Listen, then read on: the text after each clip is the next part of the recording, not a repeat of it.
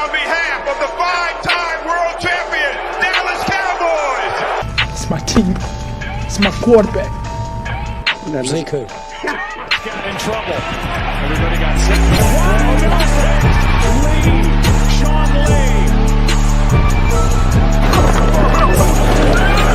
It was basically the division on the line. 14-yard line. I formation. Elliott off the field. Prescott wide open. Touchdown. Blazell Sharwood.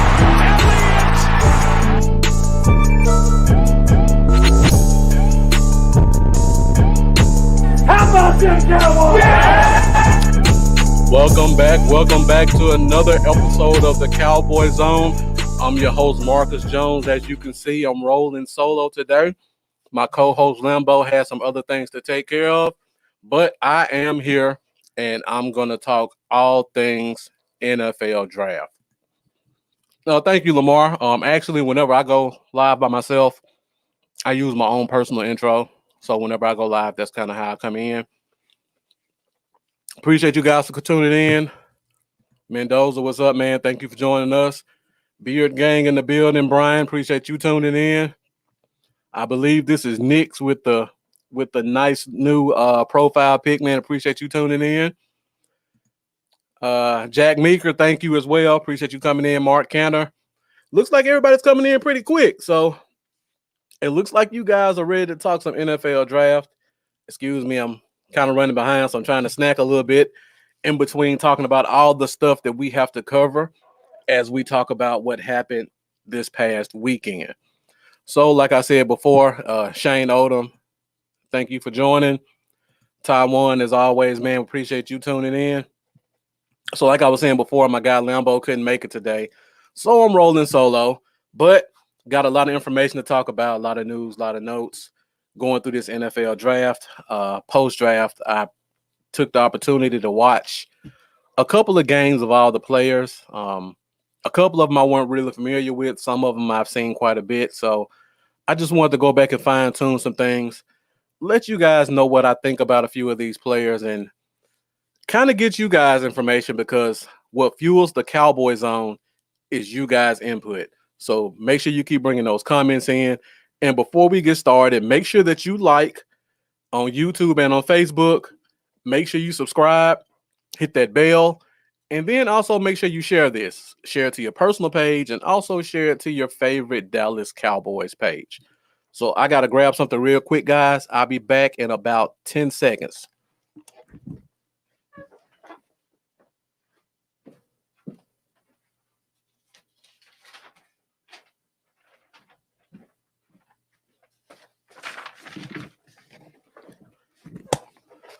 That's one of the bad things about rolling solo.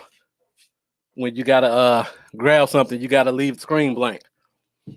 All right, guys. So let's get into it. And Eric Berger, thank you for joining. I think you're gonna be a little bit surprised about what I think about this kid. After getting a few nights to sleep on it, really dig into his tape. There's some good there. There's obviously a lot of bad, but there is some good there. So let's go ahead and get to it. We got 11 picks to go through. So let's start off at the top, and we'll go to round one. First player drafted, linebacker Micah Parsons. Now, one of the things I love about Micah Parsons, and if you guys follow the show, Lambo and I were pretty much saying this was our number one defensive player the entire time. By the end of the draft season, we kind of saw the writing on the wall, and we knew that if Patrick Surtain would have been there, just from a marketing standpoint, Jerry Jones probably would have taken him. But Micah Parsons was the entire time our number one defensive rated player. And what makes Micah Parsons so special is the fact, and Jack Meeker hit it on the head, his ability to blitz like a beast. Now, a lot of people like to point to the fact that he played defensive end and running back in college, and they think the transition to linebacker is going to be difficult. But most players in college played different positions. Just because he played defensive end, he's a good pass rusher, That doesn't mean he does not have the entire skill set of a linebacker. Now, we talk about the good. We talk about his ability to blitz. We also have to talk about his ability to read running lanes and get tackles in the backfield. Because if you go back and watch the tape, he lived in the backfield as a linebacker making tackles on players. And for you guys, I know you watched the team religiously. You know our number one problem was our linebackers did not know how to read running lanes. I mean, we saw videos nonstop of Jalen spinning out of the right hole and going into the wrong one, or LVE jumping into a clogged pile and leaving a gap on the outside and the running back just take advantage of it. Micah Parsons, just off his instincts, won't do stuff like that. He knows how to fill a hole. He also has the athleticism to beat centers and guards to the point, which is something we definitely can't say about a guy like Jalen, which when they talked about moving him to Sam linebacker a couple of months ago, I kind of knew that we were going to get a linebacker like this. And we're just fortunate that we got the best linebacker in the draft in Micah Parsons when it comes to stopping the run. So, guys, let me know what you think about Micah Parsons, our first pick. Brian asked the question, who was my favorite pick and who was my least favorite pick? Well, my favorite pick is probably Micah Parsons because a lot of people, like I said, didn't have him that high. I always thought our two biggest problems were stopping the run and generating pressure and getting sacks. Micah Parsons immediately helped solve both those problems. There wasn't a defensive lineman in this draft who could solve both of those problems. So when you go to the next level of the defense, which is linebackers, Micah Parsons was the number one guy to solve both of those issues in terms of rushing the passer and generating great run defense. So just think about this. If Micah Parsons comes in and as a rookie, he gets you 80 tackles and 5 sacks, that's a borderline Pro Bowler. That's probably defensive player of the year for a rookie. And that's the kind of season I'm expecting from Micah Parsons. He does have limitations when it comes to pass coverage. It's not so much that he can't do it. It's the fact that he wasn't asked to do it. And one of those things we have to remember as fans, especially when you're watching college football. The NFL is a 24/7 job. College football is sanctioned that these guys can only do so much on the field. So when you have a great player like a Micah Parsons and you know he does this well and at an elite level, coaches aren't going to push him to learn to do something else because they only have so much time with him on the field. So if he's a great player moving forward in terms of pass rush and stopping the run, the coaches don't have enough time to teach him how to really cover. They can only focus on what they need to get the job done on a week-to-week basis. So I feel like he seems like he's a smart kid. He seems like a hard worker. I'm hoping that he takes this time to work on his craft and develop the ability to get to diagnose passes and things like that because he has the speed and he has the agility. I think I may still have it. We talked about this a couple of weeks ago on the Cowboys Zone.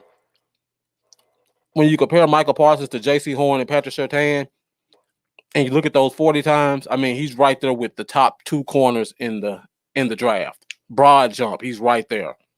Vertical, a little bit lower, but you got to remember, he's probably 40 pounds bigger than them.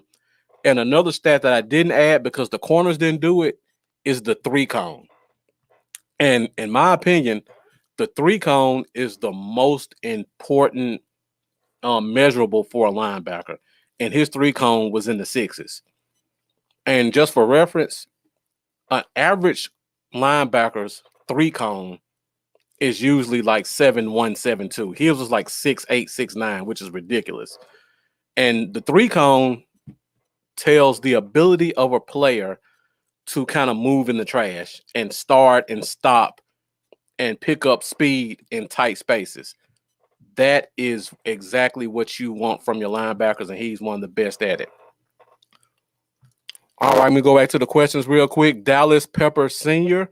looks like a new name, so thank you for joining us. And let me go to the second round pick, and then I will come to your question about who I think will be in the starting secondary. Jack Meeker asked the question, how much difference is the base salary from 10 to 12? I don't know off the top of my head. I know that all the salaries are kind of they're kind of staggered and they're all pretty much set. And I think the top 10 is where the pay drops to the next level. So I think the number one player gets X amount, and then there's a step down from 1 to 2. Then 2 to 5 gets X amount. Then there's another step down from 6 to 10. And then there's another step down. So we definitely save some money with going down from 10 to 12. And that's a great point I didn't think about, Jack Meeker.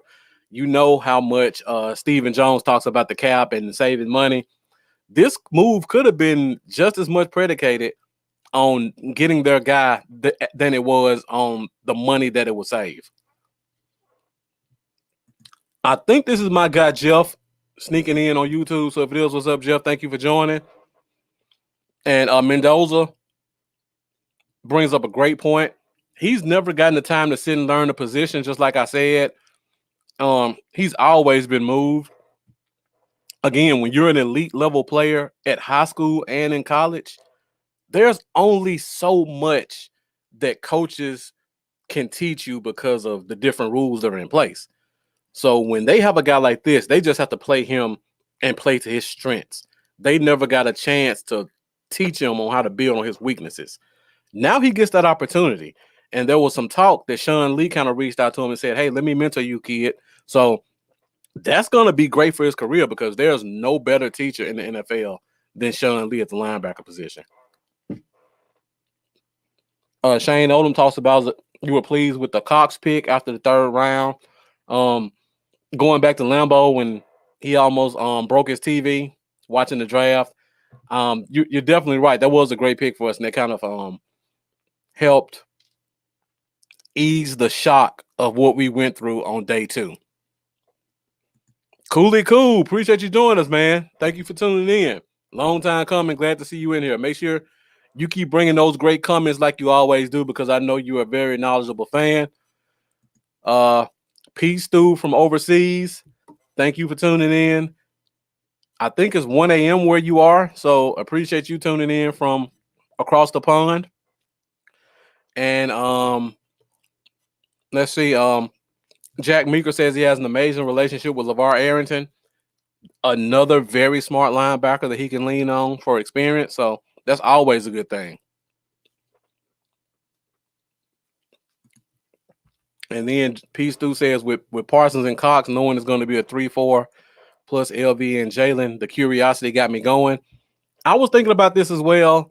And as we get later on into the show, I'm definitely going to hit on some notes about the defense and what I think they're going to do and what direction I think we're going to head in. And my mistake, it is 2 a.m.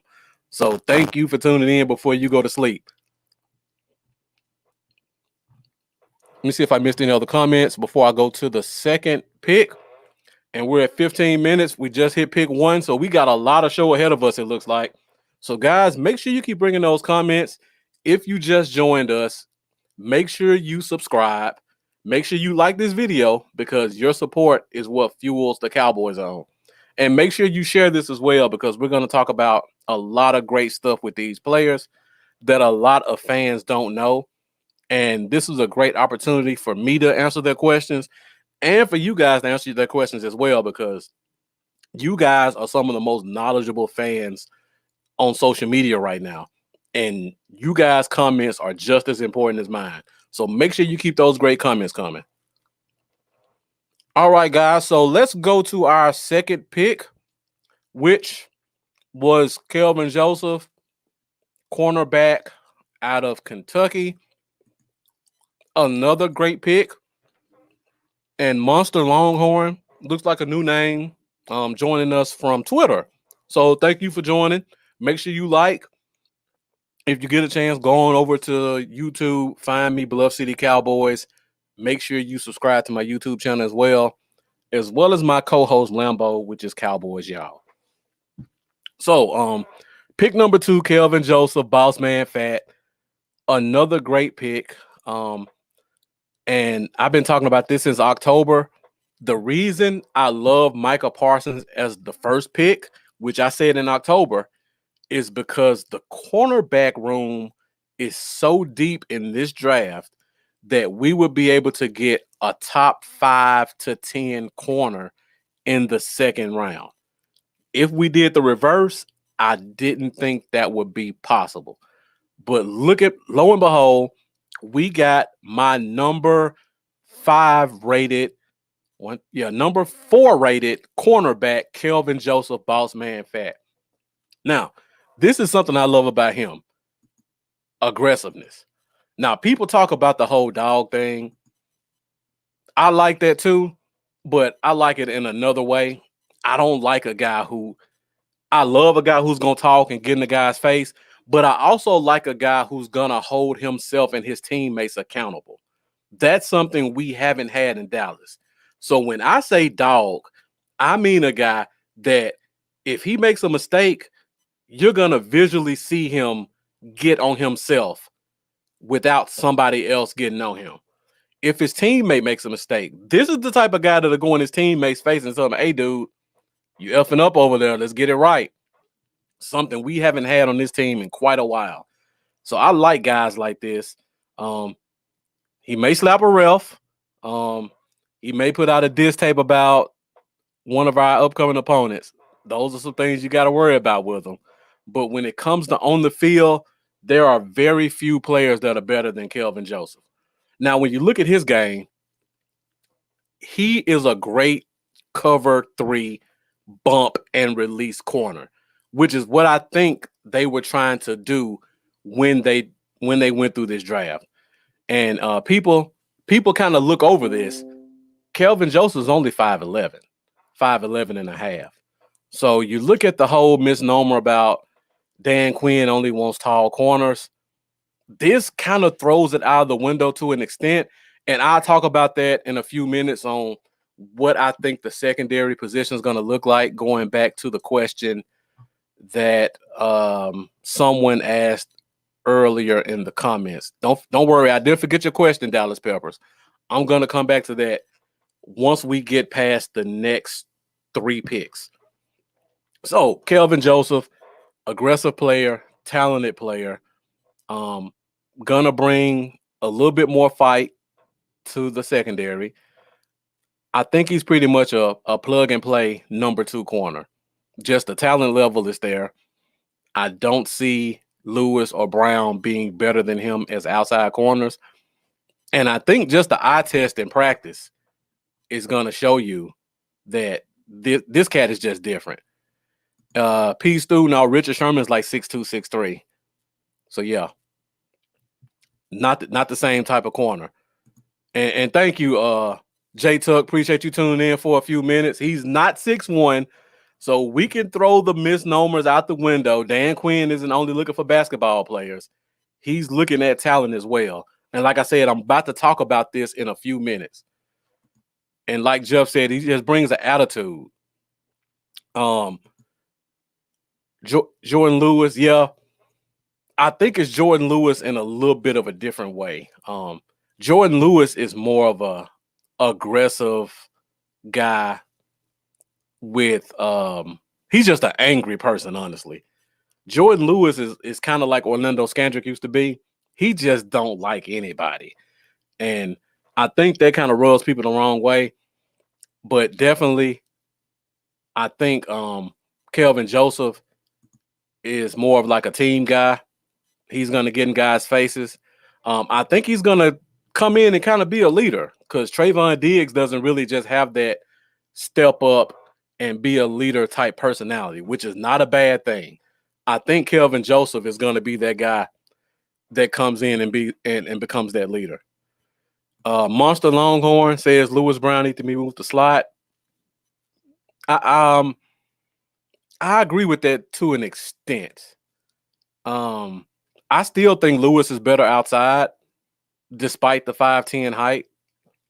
I just think he needs to be given an opportunity. People look at 5'10" and say, "Oh, he's a slot guy." Go back and watch him in Michigan. That's all I'm gonna say. He played exclusively on the island, bump and release, and nobody caught the ball on him. In 2 years, he only gave up, I think, 100 yards, maybe once, and that was against like some 6'6" receiver. And then that's when everybody kind of called him out on it. But other than that, no matter who it was, he shut him down for 2 straight years. So I think Lewis just needs to get that opportunity. Dominique, thank you for tuning in. Appreciate you. I know you're gonna bring some good comments to us. So yeah, definitely. Jeff says, any thoughts on Joseph playing free? Honestly, I don't see it. Again, I think just kind of looking at how Quinn operates and kind of look at the moves he's making, I think he has a plan. And I think he has a certain type that he likes at certain positions.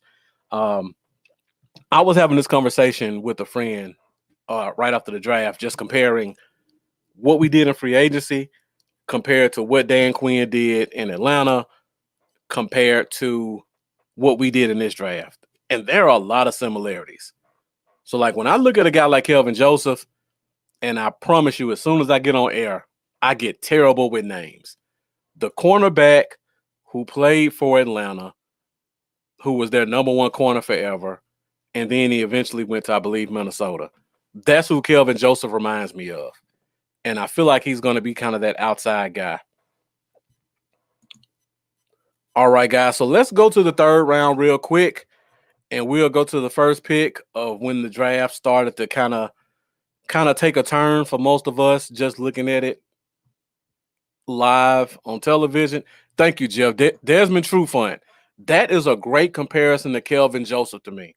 If you guys don't remember who Desmond Trufant is, go check out one game and watch him play and tell me if you don't see Kelvin Joseph in how he plays. So I feel like that's the type of guy Dan Quinn liked, and Kelvin Joseph kind of stood out to me on that one.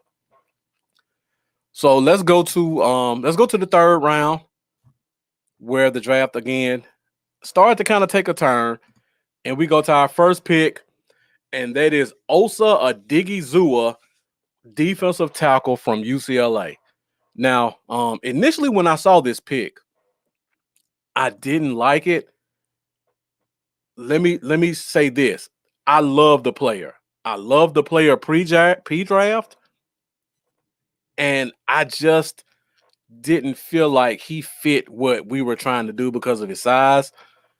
But apparently, Dan Quinn, when he talked about the 3-4, he kind of brought out some things that shows this guy can be a fit. And just like Jack Meeker said, two things that stand out about him are power and leverage. Whenever you watch him play, he knows how to use his body to get where he needs to go. Again, he played nose tackle in a 3-4 scheme in college at 280. And he was strong arming dudes. Like, he was busting through double teams. He was driving guys into the quarterback. He did everything he wanted to do. Now, this is the thing I love about him. And Jaquez, thank you for tuning in.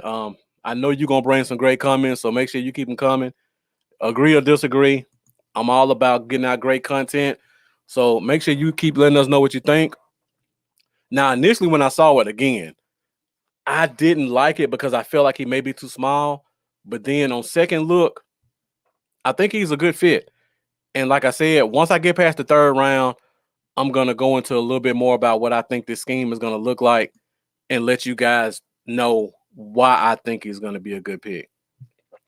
And like you said, he's a one tech and a 3-tech body, perfect for a one gap 3-4. That's a great point. I actually think we're going to run more 3-4 under concepts, and you could put this guy at your 5-tech and let him play one gap. I think he's going to be a beast right there, honestly. And then we go to 4-3. You can play him at base defensive end because we all know D-Law only plays 60% of the snaps. So this kid can be one of the guys that helps take up that other 40%. or you can slide him inside at the 3 tech, or you can slide him down at the nose in a 4-3 on obvious passing downs. And the thing I love about him, he penetrates. He has long arms. He knows how to drive guys back. And I talked about this on Stargang right after the draft when I talked about the comparisons between Atlanta, Dallas free agency, and Dallas draft. This Osa kid reminds me of Carlos Watkins, the guy we just signed in free agency from Houston. Now, you can go pull up the Houston tape and you can see him getting his butt whooped. Go back and watch him at Clemson. He played defensive tackle at 290 pounds and he had 8.5 sacks on a loaded Clemson team. He also has the 34-inch arms. He's also known for being a pass rusher. And then you go back to Atlanta and you look at Grady Jarrett, another guy, 5'10", 5'11", barely 300 pounds, but he has those 34-inch arms and he knows how to generate. So Dan Quinn has a type of guy that he's looking for, and Osa is a perfect fit for that.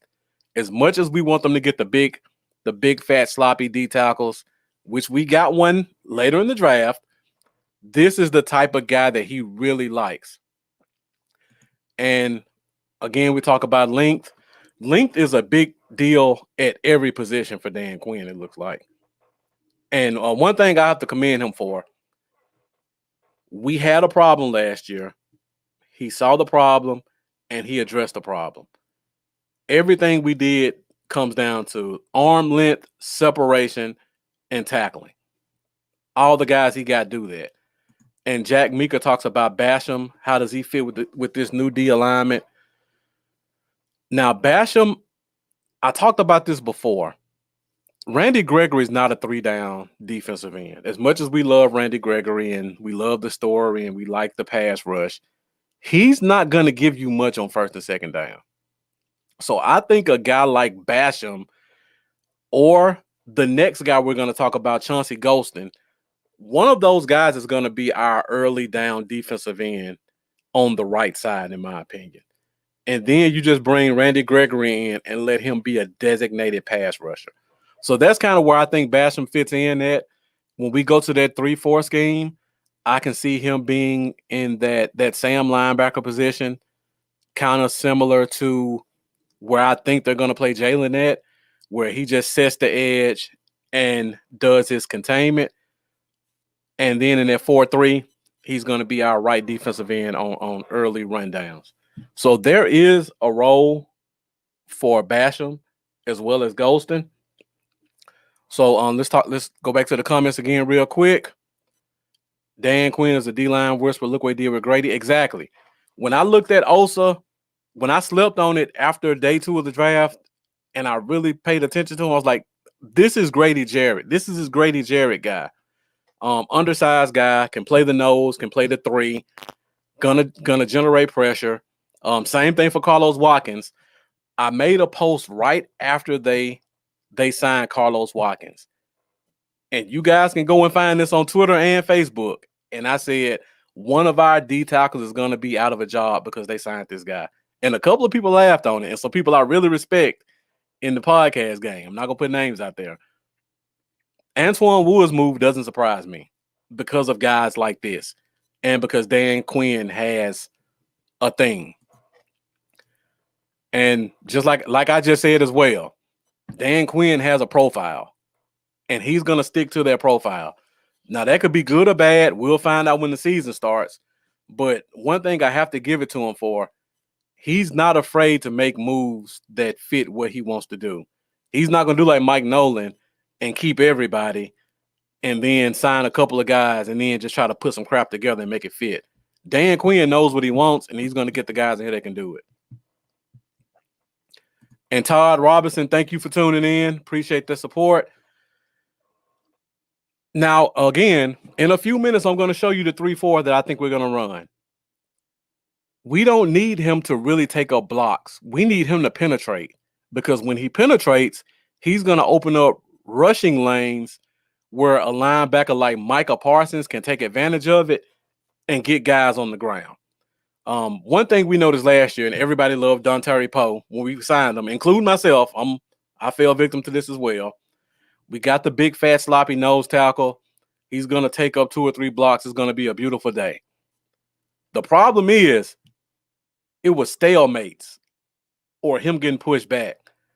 So when you got a guy that big and he's not active, he's clogging lanes, but he's also preventing the linebackers from stepping up and doing their job.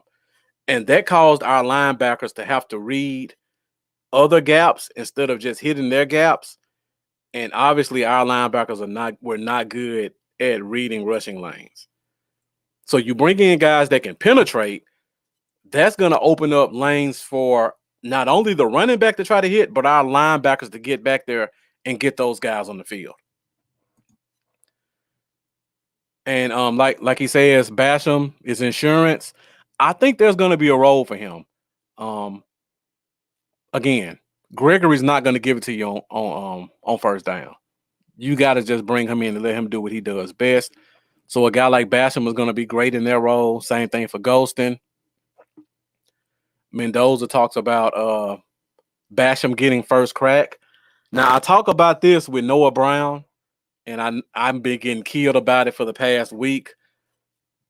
The same thing for Dorrance Armstrong. Armstrong plays every special teams position. So no matter how much we hate him and how much we think he's taking a spot, when you have a guy that plays every special teams and does it well, teams are not going to give up on that. They'll give up on potential before they give up on a guy who can be a special teams ace. Dominique, great breakdown of him. Relentless motor, very quick and long, not an anchor. I don't think we need an anchor. I think we need a guy who can create rushing lanes. That's why you go get a Micah Parsons. And Jaquez breaking them down with the technical terms. The Joker positioning the 3-4, Leo in the 4-3 under. Exactly. Thank you for pointing that out. Jeff comes in and says Hill might be on a short leash. He could be. When I look at that 3-4 under scheme, I think there's a role for Hill. I can see him playing more of that nose position because that's what he did so well at Central Florida when he was in college that we haven't seen him do in the NFL so far. So yeah, he says they all do a great job of not getting moved. Yeah, that's a good point. But Osa is great at generating pressure. I don't want to get into a lot of tape and stuff because we got a lot of guys to go through and we're already 30 minutes in and I'm only at pick 3. So let's keep it moving, get to these next guys. Thank you guys for the great comments so far. Let's keep them coming. I missed your comment, Dominique, talking about the 34 arm length. Like, that's ridiculous when this guy is 6 feet tall and his wingspan is 7 feet. This the type of dude that can scratch his calf muscle without bending over. That's what you look for when you get a defensive lineman. And then at that size to have hands that are 10 inches, those are like left tackle hands. Those are huge hands. Perfect 5 tech, nice 3 tech, 1 tech in a pinch. Great analysis. And Jeff says he's anxious to see the starting 4 linebackers in the base 3-4. I am too, and I have a couple of thoughts on that. We'll get to that in a minute. So now we'll go to our second pick in the 3rd round where Justin Hamilton's on a very short leash. Like, he's probably already just waiting for his spot on the practice squad. I think he has 0 chance of making the 55. All right, guys. So let's go further into round 3 where we start scratching our heads a little bit more. And that's when we get to Chauncey Golston, defensive end from the University of Iowa.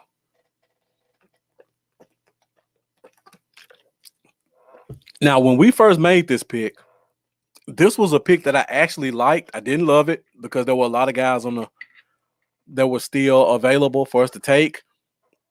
But after I saw the Osa pick and then I thought about free agency, like I said before, Dan Quinn has a thing and he has fits. Chauncey Golston is the Terrell Basham guy. He's the Tack McKinley guy when you go back and look at Atlanta.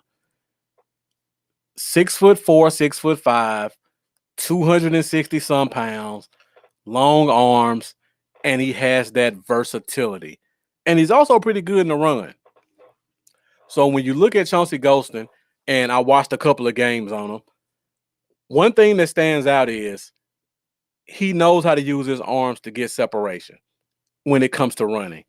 He's pretty good at stacking and shedding, which is kind of standing up, getting the arms out, and then kind of shedding the offensive tackle away from him and in the run game. Very good at that. When it comes to pass rush, there's a lot to be desired. That's why I say this is going to be one of your first down guys. Another thing that really stood out to me, he could play a little defensive tackle as well. So you put him in the 3 tech when we run 4-3, or you put him in at that 5 tech when we run the 3-4, and he may be able to give you some snaps there. I think they're probably going to try to put about 8 to 10 more pounds on him, get him closer to 280, and that way he can be more of an anchor when we start to run that 3-4. But again, the long arm stand out on tape. The ability to shed blocker stands out on tape, especially when he goes inside. When he goes inside, even at 260, 270, he's a different player than he is on the outside. And I think he can take advantage of that when he goes inside. Now, we got a lot of guys that kind of fit this 280, 290 role. So playing inside may be limited for him. The competition outside is a little bit thinner. So I can see him being more of the first and second down guy on the right defensive end side, or kind of taking over the role that Dorrance Armstrong should have had for the past 2 years as a backup to D-Law. I think there's a spot for him on this team. Now, when we think about third rounders, we normally want the guy to be a day one starter or a major impact guy. I don't think Golston's going to be that. But what Golston is going to give you is some quality number 6, number 7 defensive lineman snaps, which is something we did not have last year. Because you guys can go back and watch the games. D-Law played 50 to 60% of the snaps. When he was off the field, the run game looked completely different. Because the guys who were coming in and replacing him were not nearly at the level D-Law was when it comes to the run game. And Brian talks about Golston will play some 5 tech and a 3-4 to protect D-Law. Definitely. Jack Meeker says, is he our new Tyrone Crawford? I guess Tyrone Crawford would be a pretty good comparison. I'm still trying to think of where I see this guy as. I hate to put this on him, but I see not as strong Michael Bennett going back to comparisons of past guys. I can see him once he puts on about 10 pounds. I can see him being a Michael Bennett type guy. Long arms, standing up D tackles, and standing up centers and guards and tackles and holding his spot and opening up things for the linebackers. That's what Michael Bennett did well. Now, Michael Bennett was a much better pass rusher than this guy is. So that's one of the things Bennett had on him. But I didn't get to see him play inside as much as I wanted to. So when he goes inside, those pass rush moves could come out. On the outside, I didn't really see it as much. So Jack Meeker, great comparison. And Jay Tuck says he doesn't have the great bend, but he can bull rush definitely. He's great inside with that bull rush and using the quickness that he has against much bigger players. And Dominique says he's not quick laterally. He does have that straight line burst. Again, another 34-inch arm guy, 10-inch hand guy. Perfect 5 tech, Sam defensive end.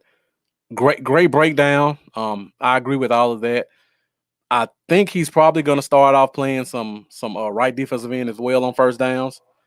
But definitely, he can play both sides. And I feel like we're going to see him inside quite a bit too in that 3-4. So this may be one of those picks where we don't see much of him year one. Because again, I think they're going to put about 7 to 10 pounds on him, get him closer to the 280 range, and then start to let him work a little bit more on the inside. Shane Odom asked a great question. Do we think the Cowboys are going to bring the heat on defense and blitz more? I definitely see more blitzes, especially with a guy like Michael Parsons because he does that so well. Also with Jalen moving more to an outside linebacker, Sam linebacker role, I think we're going to see him blitzing more because he's more of a north and south player. So that's going to help make him look a lot better. And then you got guys like Keanu Neal, who we used to do a lot of nickel blitzing where we bring the nickel corners. I can see Keanu Neal being more of that blitzer in place of the nickel corners just because of the scheme we're going to run. It's so important that those nickel backs get back and get in their zone.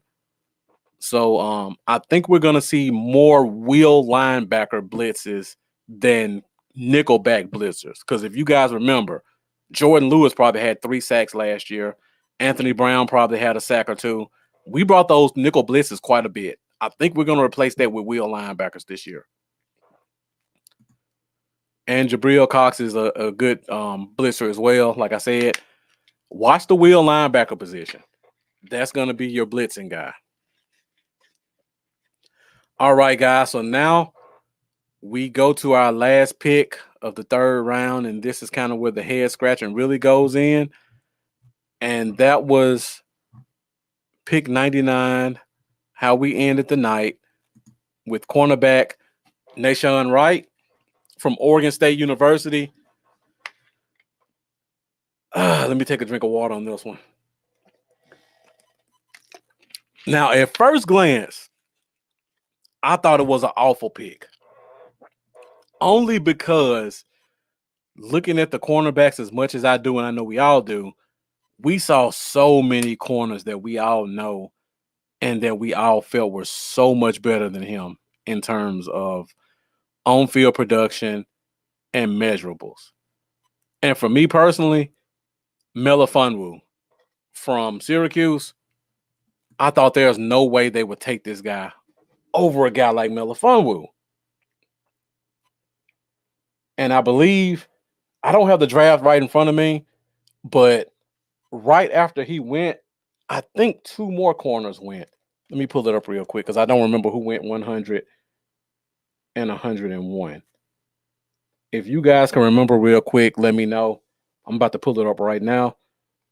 So we picked this kid at 99, and then the next 3 picks, if you guys watch the Cowboys on, you know I talk about these names all the time. Pick 100 was Elijah Molden, who I thought was a top 50 player.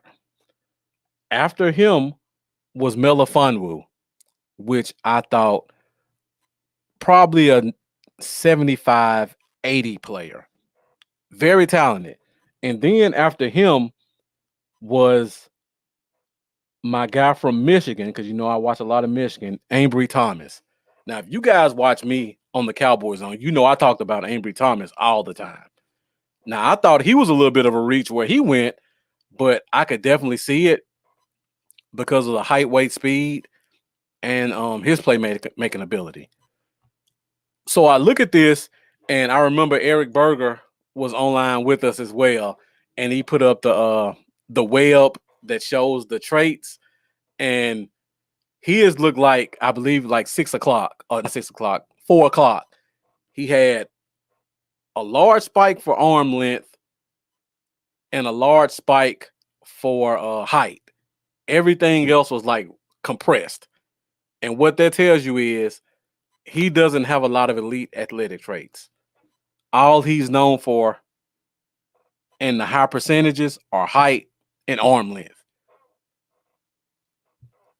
Marlo asked the question, do you think we'll try Wright at safety?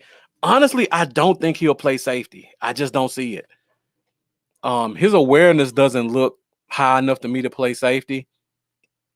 And also, I don't think he has the weight or the toughness to play safety. Not saying he's not a tough player, because I saw him get chippy quite a bit, but I don't think he has it in him to play safety. I don't think he can read a field like that. Jack Meeker says had not heard of him at all. I had heard of him, but to be honest, I probably had a minimum 20 corners in front of him. Like, he was so far down my corner list, I didn't even see the reason to bring him up, honestly. And Dominique, great point. Feet are too slow. One of the things that stood out on tape and also looking at his pro day, which backed it up, he does have slow feet. His 3-cone was a 7.2, 7.19. Now, I talked about this with Micah Parsons at the beginning of the show. You want your 3 cones for defensive players to be as close to 7 as possible. Ideally, you want them to be below 7 because that tells you that they're able to kind of move in space and change direction quickly. His was a 7.2. That's average linebacker 3-cone speed. So that tells me he's not going to be able to really turn his body and change direction and kind of come downhill the way we need him to. And then Jeff talks about the 6 reps on bench.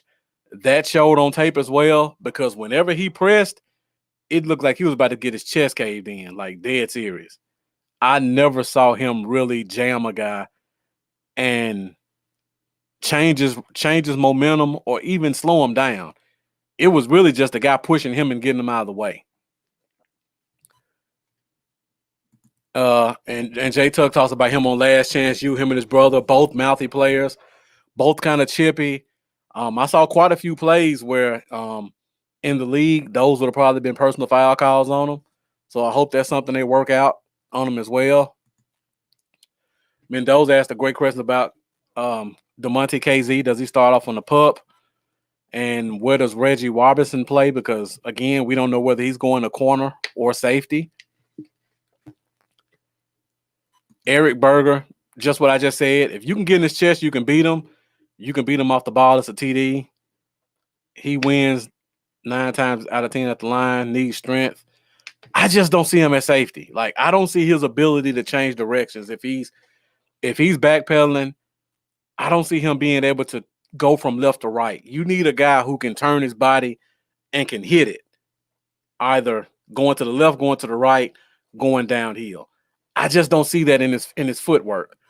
I see a guy that you put him as your big nickel corner, which is, I'm going to talk about this in a minute. Big nickel. You let him touch the tight end. Then he backpedals. He gets in his zone, and then he reads the quarterback. Because the thing that stood out to me the most about him, he has very good ball skills, and his awareness in the area he's in is very good. So if you put him in a zone where he can just get to his spot and kind of scan his area, I think he's going to be really good there.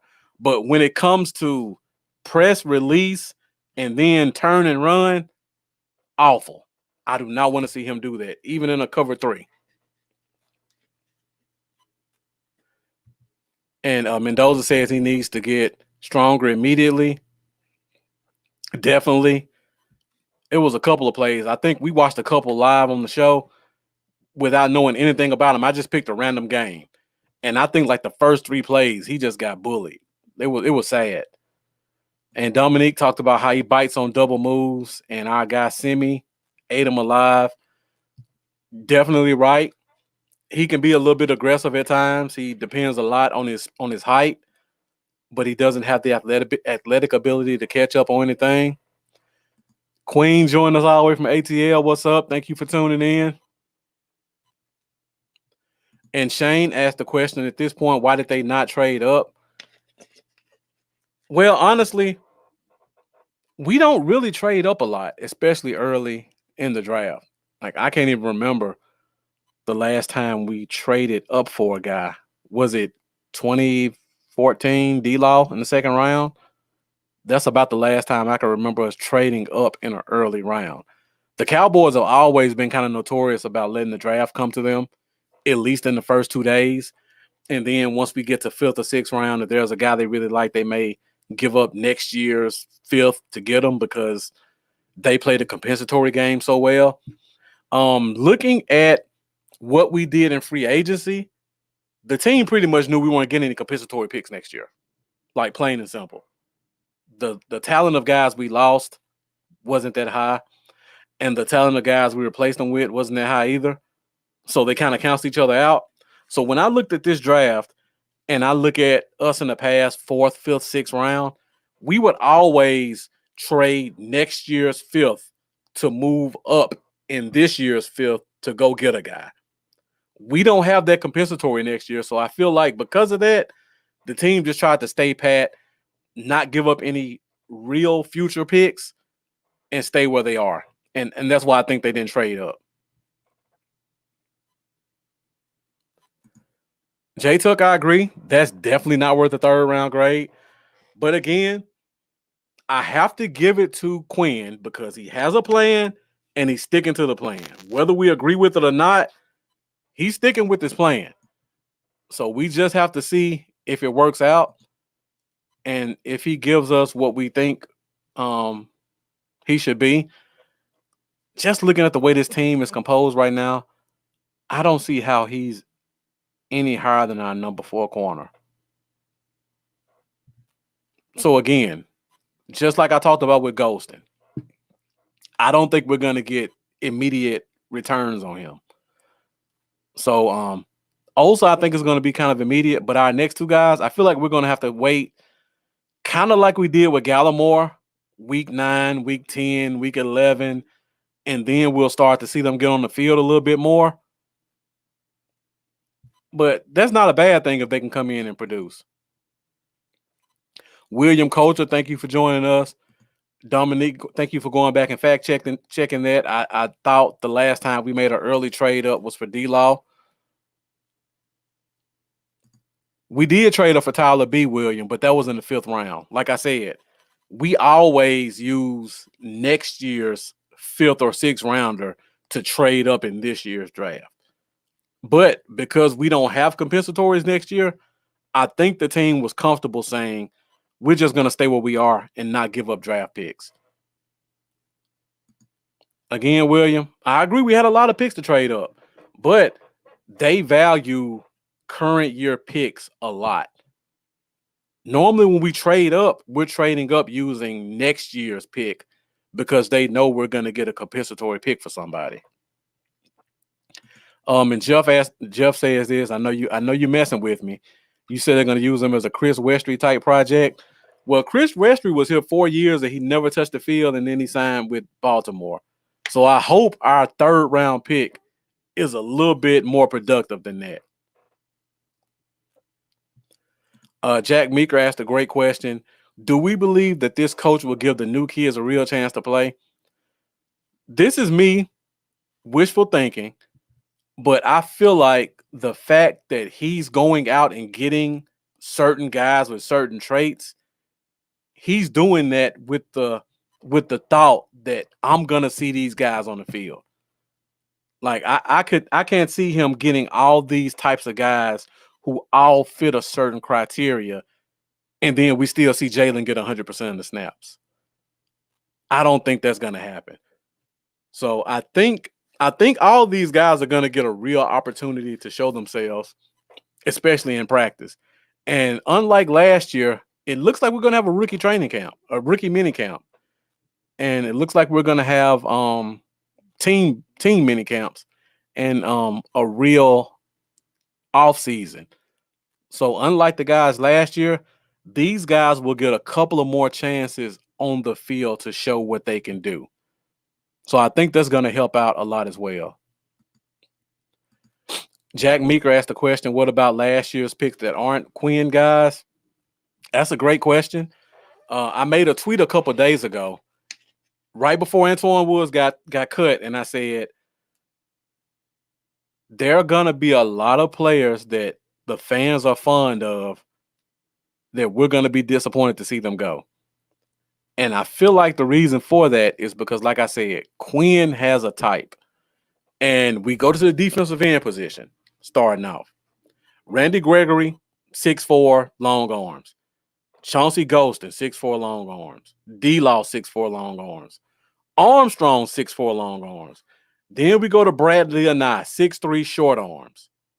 As much as we love Bradley Anai, is he going to be given a real opportunity, or is Quinn going to want to see one of his long arm guys out there? Same thing I said about defensive tackle. And you guys can go back and look. I said this on Star Game post-draft, and I said this on this show post-draft. When you look at the defensive tackle position, every guy we took in free agency, every guy we took in the draft was a tall, angular, long-armed guy. We had three defensive tackles that didn't fit that type of player. That was Hill, Woods, and Gallimore. Now, Gallimore showed enough to earn another year, I think. Hill was hurt last year, and Woods just doesn't fit that role at all. So I felt like either Hill or Woods was going to be gone quickly. I'm shocked it happened this fast, but it's not surprising because Quinn likes what he likes.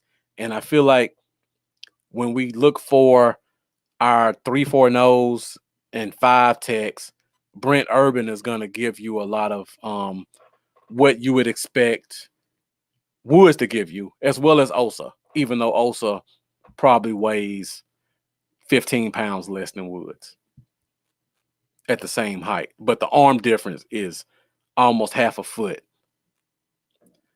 Mark Cantor says, if you mess with Gallimore, I'm going to be pissed. I think Gallimore is safe. If you go back and watch Gallimore at Oklahoma, the scheme that I think we're going to play, he played every position on the line in that scheme. He played 0, he played 1, he played 3, he played 5.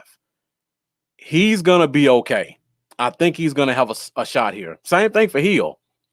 Looking at Hill, go back and watch him at UCF. The reason he was drafted in the second round is because his junior year, he was a beast in that 3-4 scheme. The reason people didn't know him his senior year is because the team went to a 4-3 scheme and he didn't like it, and he didn't like the coaches, and the coaches didn't play him. And when he did play, he was still a beast, even though it was very limited snaps. So I feel like going to this 3-4 under, where you play him at more of a 5 tech, where he can just 4 tech, 5 tech, where he can penetrate, I think we're going to see a better Hill if he gets the opportunity. J Tuck asked, did Woods clear waivers? I think waivers are 24 hours. I don't think we've hit 24 hours yet.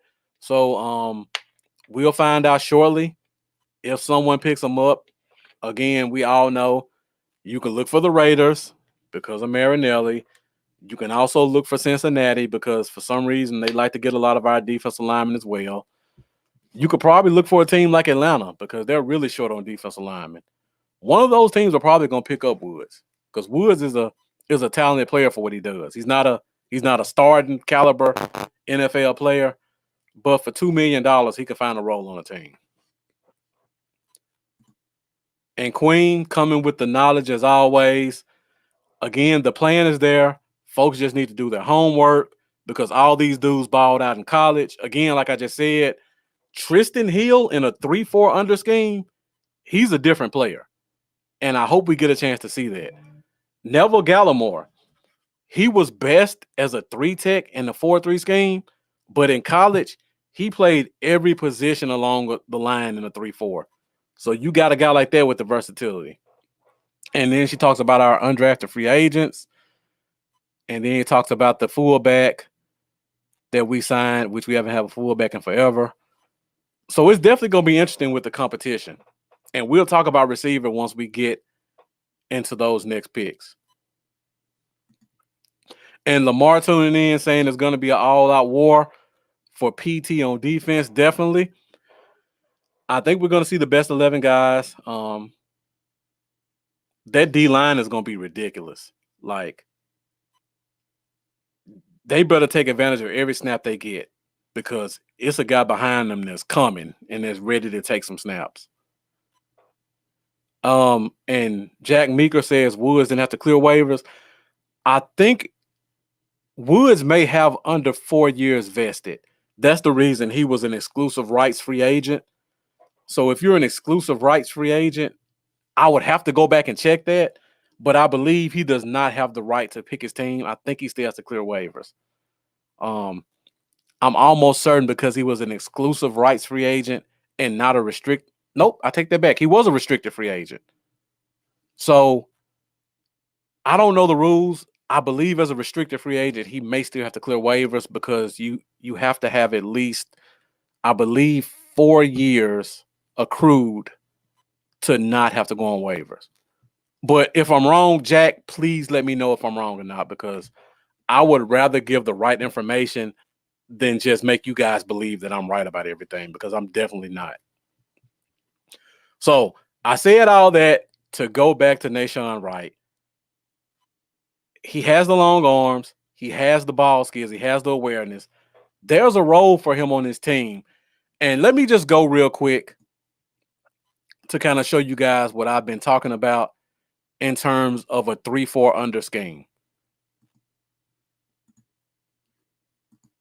So this is a 3-4 under front.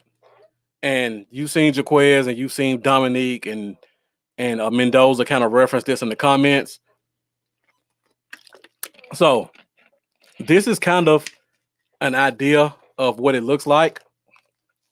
So you got your nose tackle, and your nose tackle is kind of playing in your one tech. He's not really playing head up like you would think of in the traditional 3-4 front. He's more of a shade type on either side of the center, usually the side where the tight end is. So if you guys kind of can see, it's center, guard, tackle, tight end. And the 7 tech right here, this is the Sam linebacker. He's going to kind of press the tight end at the line and then play contain. And as you can see right here, this E to 5-6 tech, this is going to be the initial role of a guy like Osa, where you just put him on a tackle and just let him bull rush and cause penetration. Guys like Golston, guys like Osa, guys like possibly Gallimore, the 5-6 tech spot is kind of where you'll see guys like that. And then you look at this middle spot. The middle spot is in charge of the B gap. And the B gap is right between the guard and the tackle. This is where Micah Parsons comes into play at, because I don't think LVE has he doesn't have the fortitude to hold up against a guard, even at that size. So you bring in a guy like Parsons, and I talked about this before. You don't need Osa to hold up. You need him to penetrate, because as he pushes that tackle in, he's going to make that B gap even bigger for that middle linebacker to come in and run that lane and get to the running back or the quarterback. So then you go to the other side of the line and you look at the other end spot, which is your 2 tech, 3 tech. Now, I think Urban will play the 2 or the 2 tech as well, Jaquez. That's why I think all these guys with long arms are going to be valuable to this team, because the job of the guy at the 2-3 tech, he's playing 2 gap. What that means is, unlike the guy at the 5 tech who's a penetrator, the guy who's playing the 2 tech, which I described this before. If you want to know what these gaps mean, you start with the center, and that's 0. The gap between the center and guard, the gap between the guard and the tackle, the gap between the tackle and the tight end. That's 1, 3, 5, 7. When you're playing head up on one of these guys, it's 0, 2, 4, 6. Now, looking at the 2-3 tech, I think it's probably going to be more of a 2 tech where he's head up on that guard, and it's basically going to be stand up, use those long arms, find where the play is going, shed that guard, and go make the play, or hold the guard up so that the joker position can come in and fill an alley or scrape, which means kind of shove the guy out of the way. And that's what Jaquez was talking about, kind of like a Jalen role. I can see Jalen doing that. I can also see him at the 7 tech. But like Jaquez just said, it'll be a rotation. we got a lot of guys who can fit a lot of different spots. And just like he said, Urban will play the 5 tech. I personally think Urban will be a better 2 tech because he's 6'7". He's got the height as well as the long arms. So it'll be a lot easier for him to 2 gap because unlike a guy like Osa, Urban will be able to see over the 6'5", 300-pound guard and see where the play is going. I think Osa will have to rely on penetration first before he can see what's going on in 2 gap. Unlike Urban, who I think as soon as he comes off the line, he'll be able to kind of diagnose and see everything. So we kind of disagree on that, but we don't know which one of us is right, and he can play either spot. So we talk about the 2 tech, which I think it'll be more of a 2 tech. And then you go to the wheel spot. This will be your Randy Gregory.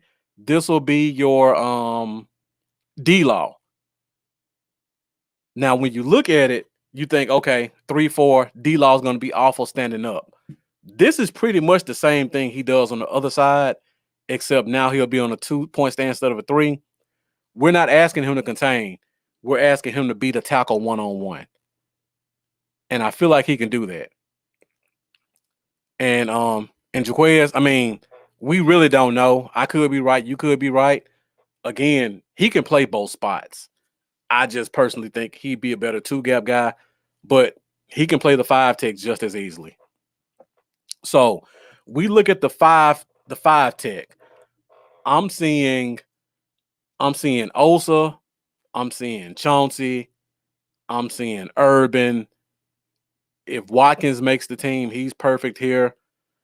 And when I look at the nose, I'm looking at Gallimore, I'm looking at Hill, I'm looking at Bohanna.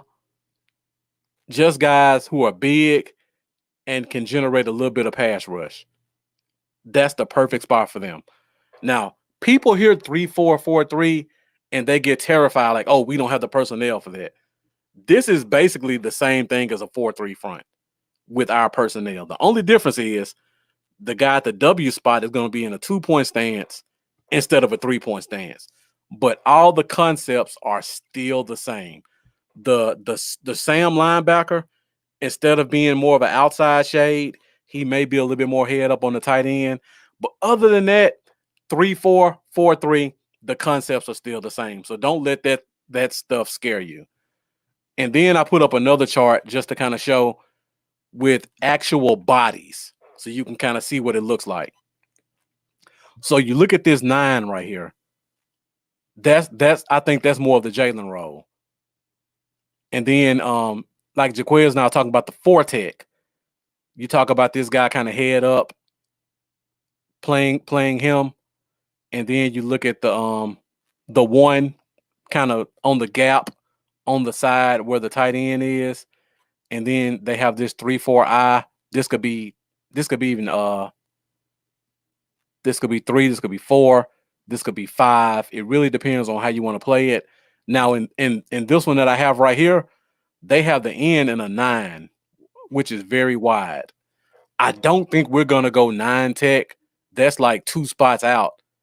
I don't think we have the rushers other than Gregory to do a 9. So I think it'll be more of a 7, which would shift this 3-4 guy more inside and kind of shift everything over to the left a little bit more. But you look at like a number 52. This is Micah Parsons.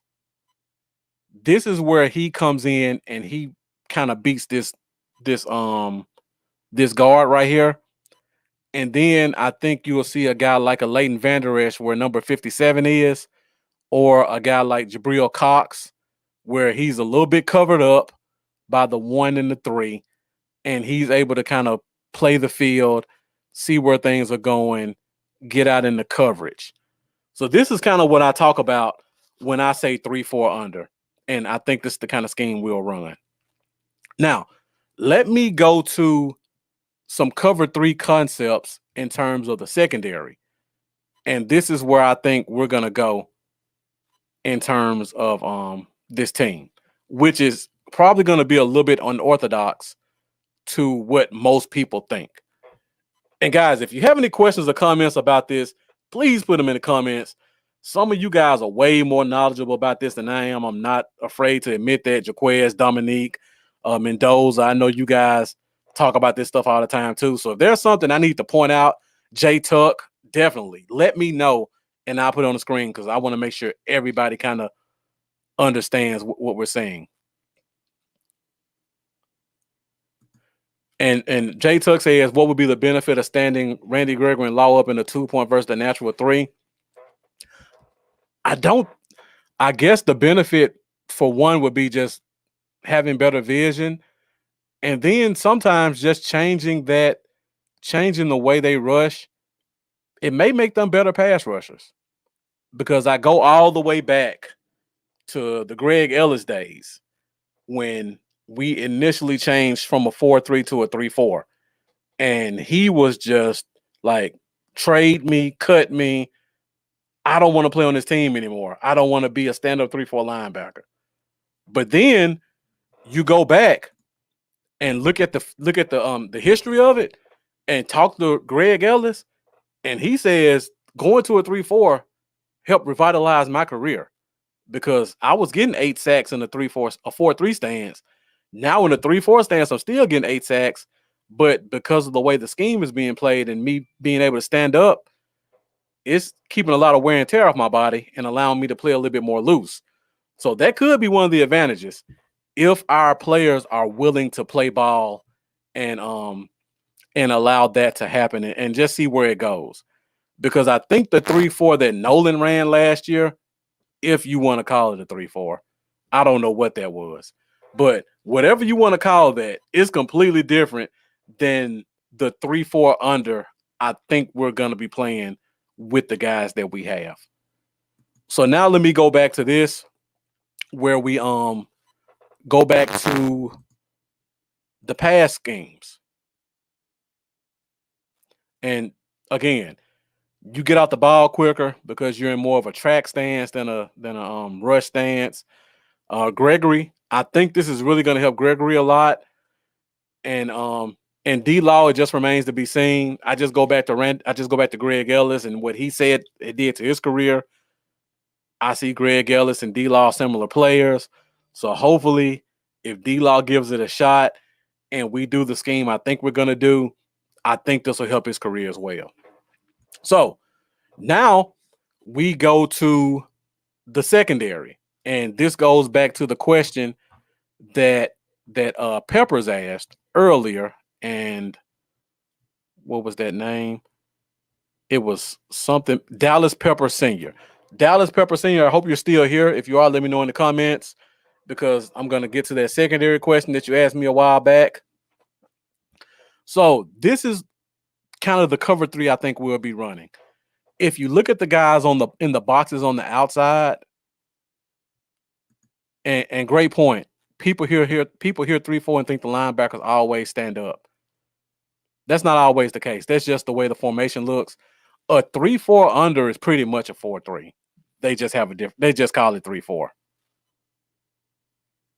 You're 100% right. And thank you for putting out and thank you for touching base on that misconception.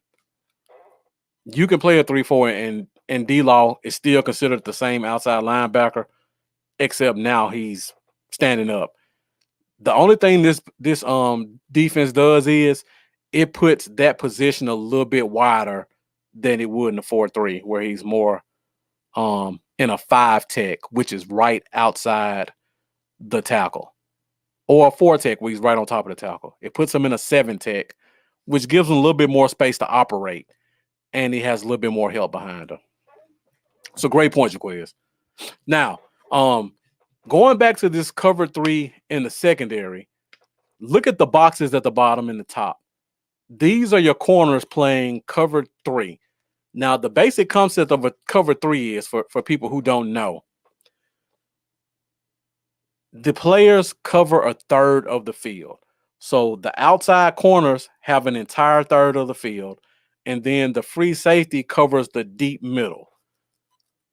So looking at this sheet, as you can see in the boxes, the corners are playing a press position, which means they're going to come up to the line of scrimmage, they're going to touch up the wide receivers, and then they're going to bail and get back and cover their thirds. Now, we talk about the misconceptions with Dan Quinn only liking tall corners. I think the guys who we have as the shorter corners are going to be playing in these boxes. The guys like a Jordan Lewis, guys like Kelvin Joseph, because they're way better at press and bail than some of the bigger corners we have. If you guys want to get a go laugh, go look at Mukwamu last year in a press position. It looks like you can hear his hips popping when he turns because they're so stiff when he tries to release. Kelvin Joseph has a very smooth release out of a press position. So I think a guy like that is going to excel in this scheme. Also, Jordan Lewis, people see the height. Again, I watch a lot of college football. I watched pretty much every snap Jordan Lewis played in Michigan. He is amazing when it comes to press and release. The problem is we didn't get to see him do it a lot. If you go back to his rookie year, when Byron Jones was still at corner, Jordan Lewis may have been our best corner on the team for about 3 or 4 games until the other guys came back from injury. So we've seen him do it at NFL level. I've definitely seen him do it in college. I think he's going to do it here on this team in terms of cover 3. Now, if you look on the inside, you'll see where it says curl flat. This is where I think we play more big nickel. So you look at guys like J-Ron Curse, who we signed in free agency. You look at guys like Wright, who we just drafted. Maybe Mukuamu, I think he's more safety than corner still. But if you want to put him there, you can put him there. I think those guys are going to be perfect for the curl flat position. And Jaquez, you say he may get a shot at free safety. I agree with that. He has very good feet. He has good awareness. I just think he plays better when he's on a guy in terms of an outside corner. I've never seen him at free. I have very vivid memories of him in Michigan doing press and release. So I'm not saying he can't do it. I just love Jordan Lewis at Michigan. Regardless of what I've seen in the league so far, I still say coming out of college, he was a first-round talent at corner. So, yeah. So, like I was saying, on the inside, you see curl flat. This fits perfectly into what Nahshon Wright can do. You put him off the line. He's always facing the quarterback. He can backpedal, get in his zone, and then read his area. He has the long wingspan, so that naturally makes his area even smaller because he has the ability to use his length to widen his zone. Same thing for J-Ron Curse, the guy we just signed in free agency. My guy Boss Cowboy made me do a little homework on him, and I was never able to touch up with him about that because he just got super busy and I got busy. But he asked me to go back and look at some Minnesota Vikings games to see what Curse did because I'm a huge Clemson fan. So I watched every snap he played at Clemson as a free safety, which, by the way, he can play some free safety as well. When he played in Minnesota, he played almost exclusively at a big nickel position. So his job was he would press the tight end off the line, and then he would get back into his zone, and then he just read the quarterback or read the players as they ran drag routes and stuff like that. Somebody made the comment about Nahshon Wright and him not being a good player when it comes to following guys on drag routes and stuff like that. I agree 100%. But the beauty of the cover 3 zone I think we're going to run, he won't have to do that because now instead of him chasing a guy on a drag route or a post, he's going to be looking for that guy to come into his zone, and then he'll pick him up from there. He doesn't have to necessarily follow him across the field.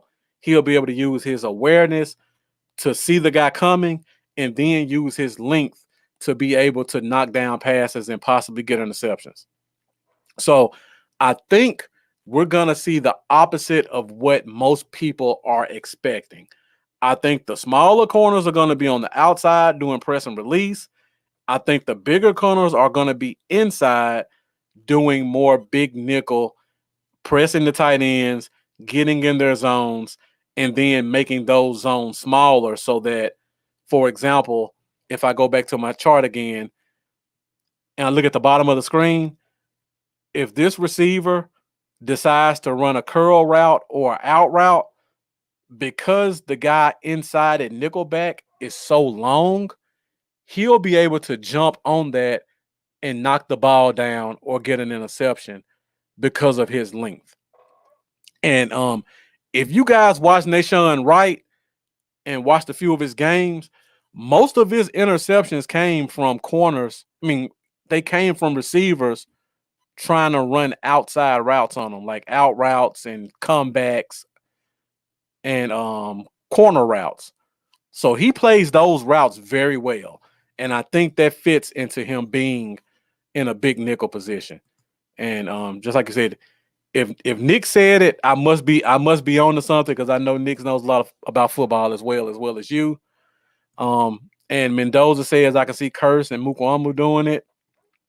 Definitely. Again, I watched 8 games of Curse at Minnesota, and he played almost exclusively at big nickel. There was one game where he covered Calvin Ridley almost the entire game, and I think he only gave up 1 catch. That's the good. But there was another game where Green Bay put their starting receiver in the slot, and he cooked them for about 3 easy 40-yard catches. So there's some good and bad to that. I think he kind of went outside of his zone to make those plays. But playing 10 to 15 yards and using their length, I think those guys are going to really be good at it. If they use them in a big nickel, I can definitely see that because I don't think we have a lot of guys who can do that very well. And we talk about this, and I know Jaquez was hitting on this in the comments in the chat rooms. Somebody tell me where Anthony Brown fits at in this, because Anthony Brown is awful when it comes to press. Anthony Brown doesn't have a very high awareness. So where does he fit in a cover 3 scheme? And he's 5'11", so he doesn't have a lot of length. Are you gonna rely on him to press and release and be your last line of defense on a third of the field? I'm not. I saw him play the slot. I don't really like him in the slot in terms of his awareness. So where are you gonna put your highest paid corner on the team? To me, I think it's put him on the trading block or wait till June 1. And I know a lot of people disagree with that, but just looking at this, I think between Lewis and Joseph and Diggs, I think our outside is pretty good right now. And we still don't know what Reggie Robinson is, because I think Reggie Robinson would be perfect in this scheme because that's all he did in college.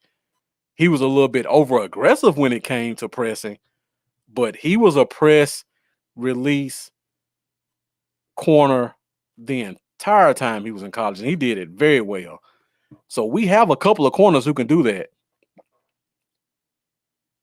And Jaquez, yeah, I think AB is a cover 2 corner. Like I wholeheartedly believe that.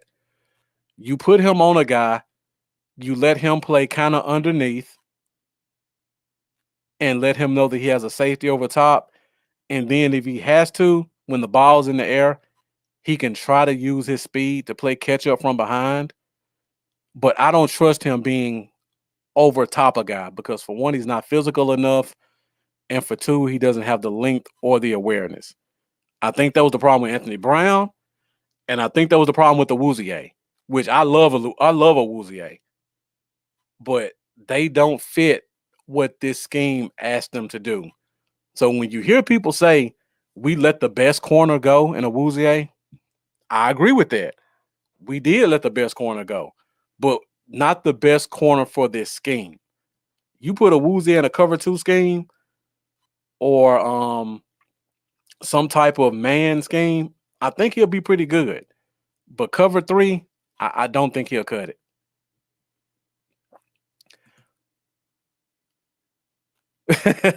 Yeah, Reggie's raw. And I think having a scheme like this will kind of help him because you take away a lot of responsibilities. I think last year the corners had too much responsibility until late in the year when we got extremely desperate at corner, and then we started running more cover 2 concepts because they were afraid to leave the corners on the islands. And go back and look at that because I talked to my guy Jeff about this last year. When we had all those great games and Anthony Brown was getting interceptions and stuff like that, we were playing cover 2 concepts. When Rashard Robinson was playing corner, those were cover 2 concepts where the corners could play underneath and the safeties were kind of playing 2-man over top. They were cover 2, cover 1. Anthony Brown looked pretty good in those. Early in the year and years before, when Chris Richard came in and they started running more cover 3 concepts, Anthony Brown did not look like the same player he did as a rookie when Marinelli was calling more cover 2. So I think the on-field play kind of backs up what I'm saying. And Dominique says his brother loses his mind every time he sees Anthony Brown. I can definitely see that. J Tug says AB is going to be a casualty.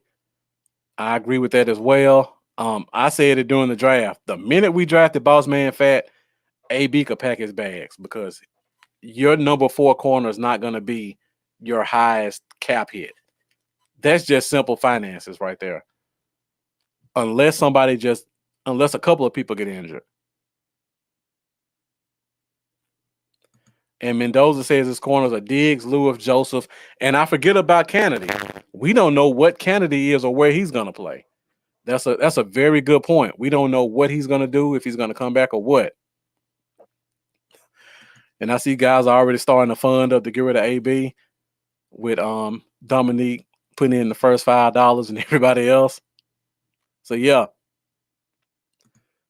Great statistics. He gave it the most touchdowns since 2017. And again, like I said, in 2016, we were running cover 2 concepts.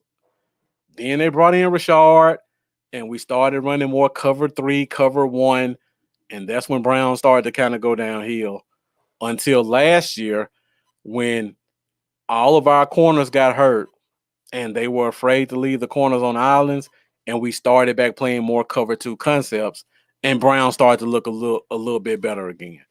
So that's just one of those things to keep in mind as we go into the offseason to see what happens with Anthony Brown.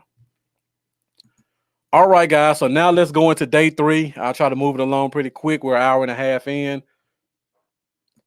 So we go to our next pick. I don't have to say a lot about this one. Everybody knows who he is, Jabril Cox. LSU guy, transferred from North Dakota State, where he was pretty much all world. I think he was a 2-time Defensive Player of the Year in Division II. Then he came up to the big boys. Now, a lot of people ask, why did Brown fall to the third? I mean, why did Cox fall to the 3rd round? Now, the reason I think he fell to the 3rd round is because he did not look good against the run in college his last year. Now, some people might try to say, well, he looked a little scared.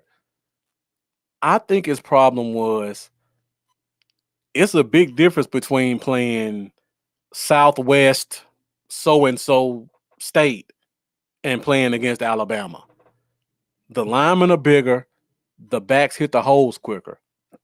And when I watched the games that I saw him play, when it comes to I'm going to line up against the other team's running back or tight end, he just knows I'm naturally stronger than him. I'm just as big.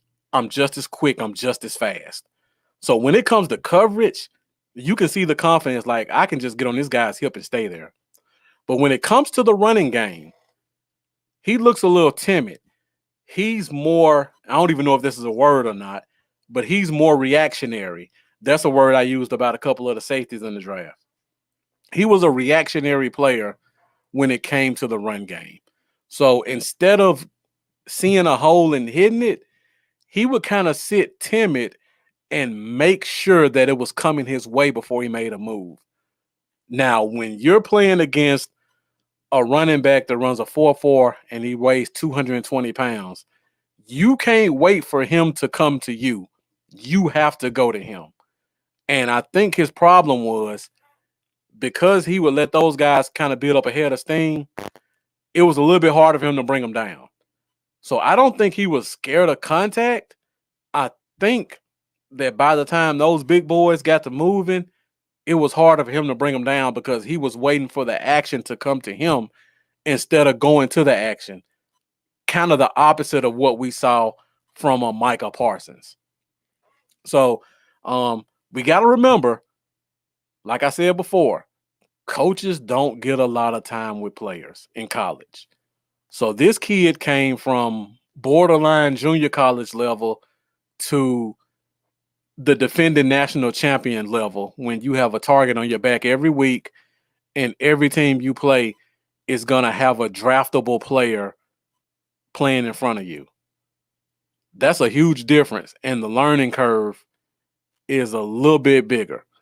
So I feel like if he gets in here and he gets in the film room and he gets with a real coach, maybe this is where Sean Lee can come in and kind of talk to him, or our defensive coordinator, our linebacker coach. This is the type of guy you sit him in a room and you explain to him, this is our concept. When you see this, you hit it. I think he's the type of guy that when he hits it, he's going to make a play. So I feel like this is going to be a steal once he learns what the hell he's doing. Because I feel like watching him at LSU, you could see the timidness because that's where the big boys play at, and he wasn't used to that.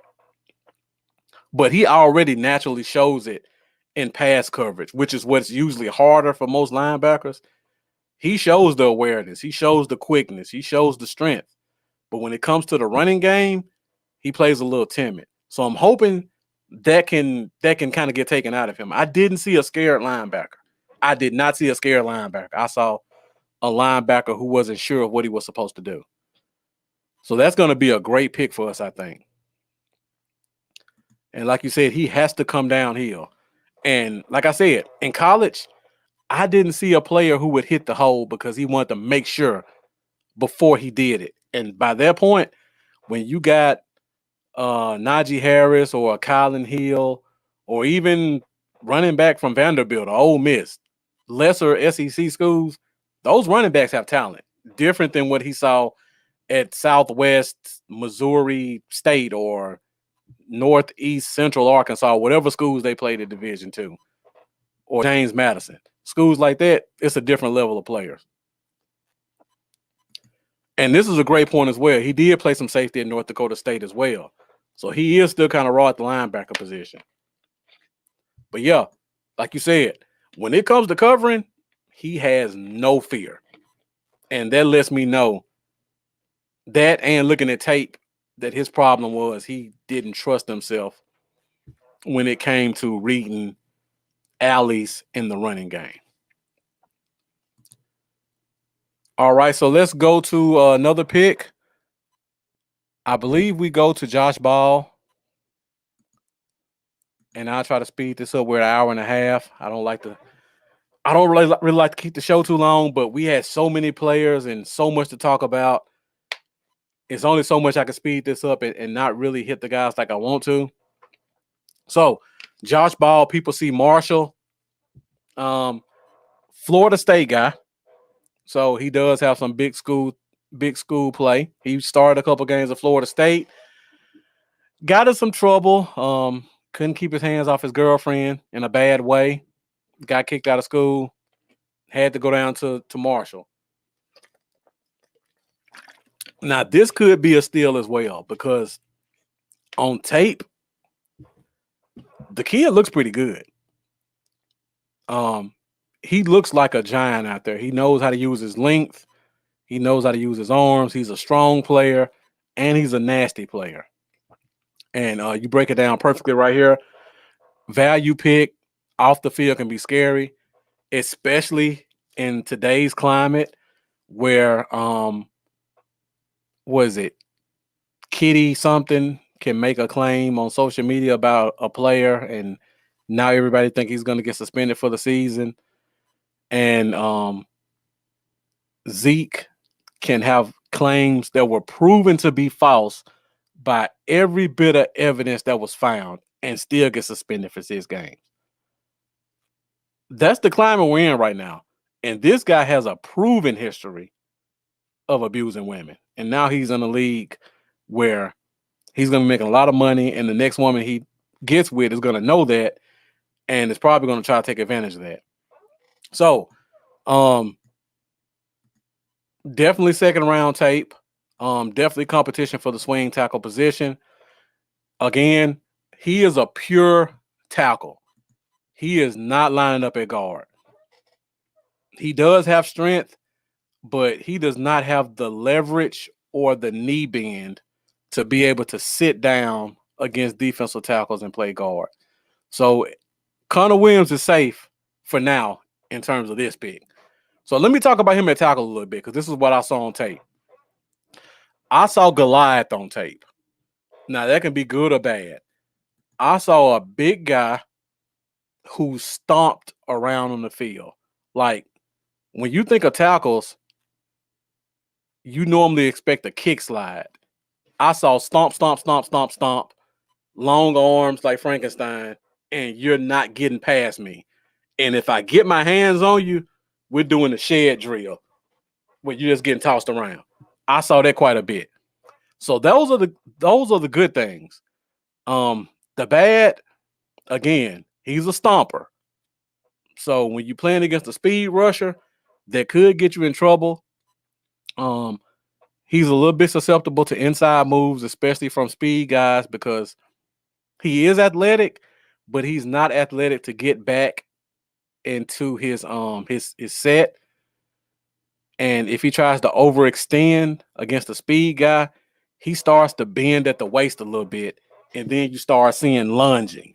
And when you're in the NFL and you lunge at a guy at the waist, you're getting your hand slapped down, you're getting an inside move, and you're getting pushed in the back. So those are some things he has to work on.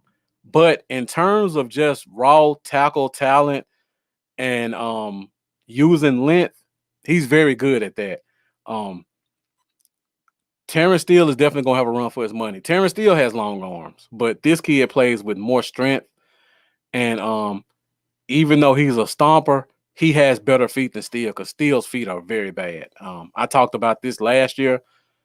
I don't think Steele has good feet, and I think that's why he gets beat to the outside quite often. He has extremely long arms, and it helps him out. This kid has long arms and good feet. Not great feet, but good enough feet to play tackle. Yeah, and not only the 6'7" frame, it's just he doesn't bend at the knees enough to sit down on a guard or a nose tackle. He doesn't have the anchor for guard, but he definitely has it for the tackle position. 35-inch arms on a 6'7" guy, that's very hard to get around. I think Steele may have 35-inch arms as well, but Steele doesn't have the feet this kid has. And like J Tuck says, shoot your hips and come downhill versus Parsons just shoot first, ask questions later. Yeah, Jaquez says he is mean and ass. Like I said, I saw a lot of I forgot what we used to call that drill, where we called it the Dominator when I was in school. I don't know what the technical term of the machine is, but it's the machine where you stand in front of them. It's got the two bars, and then you just twist your hips and twist it. If somebody remembers the name of that machine, let me know. I know when I played, we called it the Dominator, because that's basically what you did when you got your hands on somebody. Definitely, I would give him a shot at left tackle, because again, he can kind of save himself with the long arms, and our left tackle backups aren't much to be to phone home about. Knight Knight does a great job there because he's just a scrappy player. I think this kid can play left, but you're right. He's a pure right tackle to me. If I need him to play left tackle, I think he can do okay. But I'm just putting him in the right tackle. And Terrence Steele, you get a year to sit back and watch. Yep. Definitely all about leverage. Now, neither one of them will be great at left tackle. But again, I would probably leave Knight at left, like you said. I would try him at left if I needed to, but he's my right tackle off the bench. And still, we'll find a spot for you somewhere. Just keep drinking the Gatorade. Dustin Hockey, thank you for tuning in with an hour 40 minutes. I think I just reached the halfway point with the draft picks. So, guys, thank you all for sticking with me. If you haven't done so already, make sure you like this video because we are fueled off fan engagement and analytics. So the more you guys support us in terms of comments and likes and shares, the more people we can get to come in and watch this and the bigger we can become. So make sure you like, make sure you share, make sure you subscribe. And before I go on to some other stuff, we got a lot of talented people in the comments. You can see Jaquez just firing off just gems, like more than I can keep up with. Make sure you guys go follow him. I believe you just started your own Facebook group as well. So put that in the comments so I can put it on the screen so people can go find you. I know he works very closely with Boss Cowboy. So if you guys follow Boss Cowboy, which I know you do, Boss puts out some great stuff. This is one of the guys behind the scenes who helps keep Boss in line and give him facts and also put out content himself. So make sure you go check him out. And then we also have Jay Tuck in the comments, Cowboy fans only. In my opinion, one of the fastest growing podcasters in Cowboy Nation right now. He's doing a lot of great things. Make sure you go check him out as well. I saw my guy BJ Nixon here earlier. Star Gang. Make sure you go follow that group. Make sure you go find them. And then I also saw my guy, I believe it was Eric at Cowboys Uncensored. Make sure I'm Eric Berger, Cowboys Uncensored. Make sure I'm saying that right. A new podcast. I think he started about a month ago. They normally come on during the daytime around noon. So if you're looking for something to listen to on your lunch break or you work at nights and you don't want to watch replays of stuff like this and you want to watch something live, make sure you go check out him and his co-host because they put out some great content as well. All right, so he says it's Geechee Island on Facebook and Twitter. YouTube page coming soon. Make sure you guys go follow him because he puts out some great content all the time. And of course, we got a lot of great guys in the comments as well who are just killing it in comments. And I know they're probably going to be starting their own podcast soon as well. One of the things I love about the Cowboys we don't have the followers that I would like us to have, but the ones we do have are very high quality. So thank you guys for following us. Thank you for all these great comments and keep on supporting us because we're a family, we're a team, we're all going to grow together. I appreciate that, Jeff. I'm just a poor black kid from Mississippi that loves the Cowboys and likes talking about them. But thank you for the recognition. Same with you, Mendoza. You've been there since day one. I know you watch a ton of podcasts, so I appreciate you. Out of the 100 podcasts you watch, that you come in and tune in with us as well. All right, guys. So I think we're just past the halfway point. Let's keep it going. I think we could probably get out of here in 2 hours or so. I may open the phone lines up to see if anybody wants to talk about what we've talked about so far. Let me go through one more and then I'll see if the phone lines are working tonight. Because this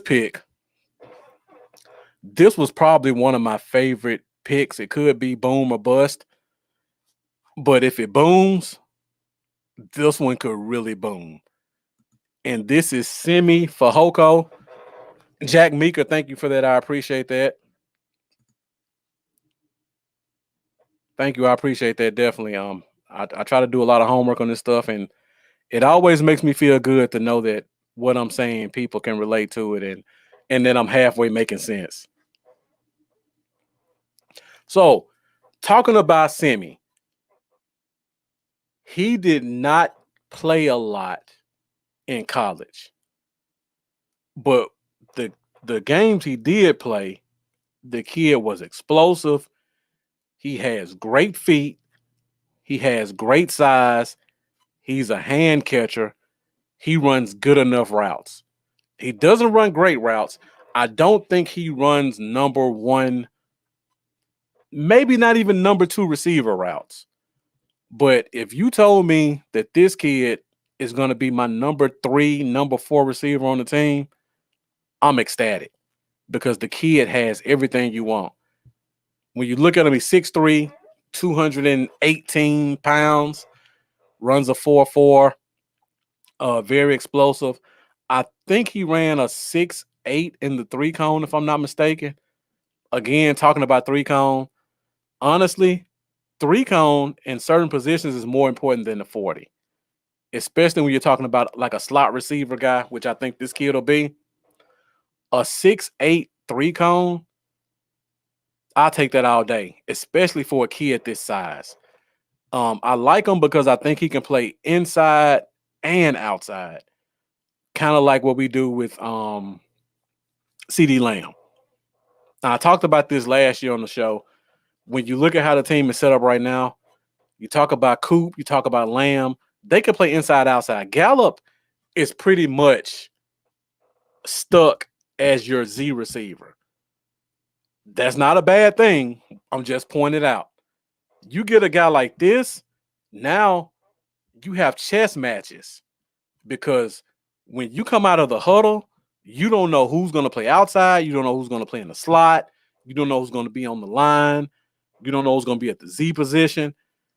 It can throw off teams because you may want to travel with a certain guy, but everybody can't travel in the slot.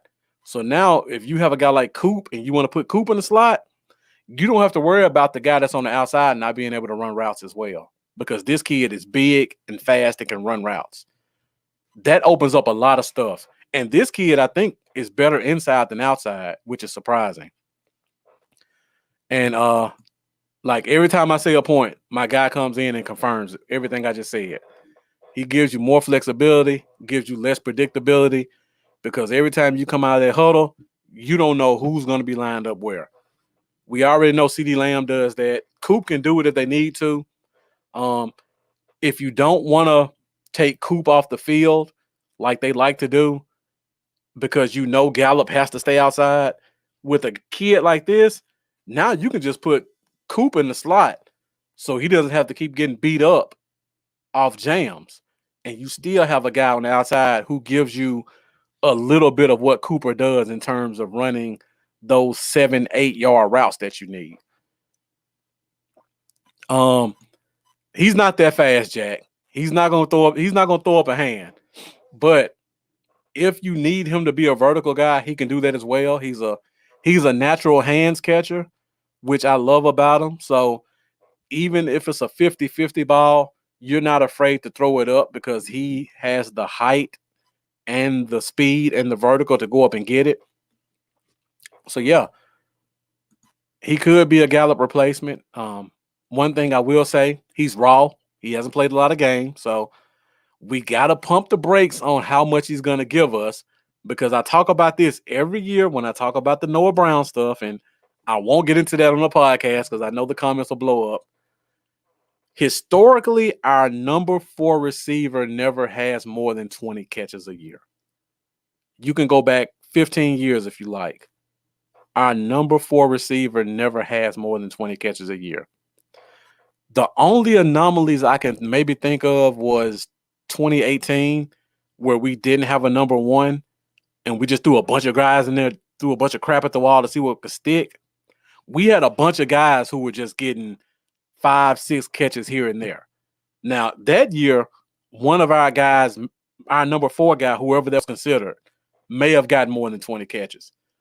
The only other year I can think of was the year where Miles Austin started to kind of transition from the team and lose his athleticism, the year we had Miles Austin, Dez Bryant, I can't remember those two receivers' name. I'm sorry, but that was the year Miles Austin was kind of considered our number 4 receiver, and I think he may have had 20 catches. Outside of those 2 years, you can go back 15 years, and I guarantee you, we won't have a number 4 receiver more than 20 catches. So I say that to say, don't expect this kid to set the world on fire.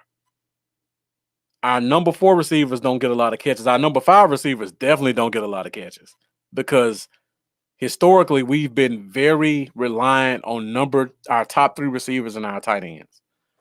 Now, if he can find a way to get himself to the number 4 receiver, he may be able to produce and contribute a little bit more. But let's just pump the brakes on him. I think he's going to make the team because somebody made the point about him on special teams. He was a gunner. He was a beast at gunner on special teams. Very important position.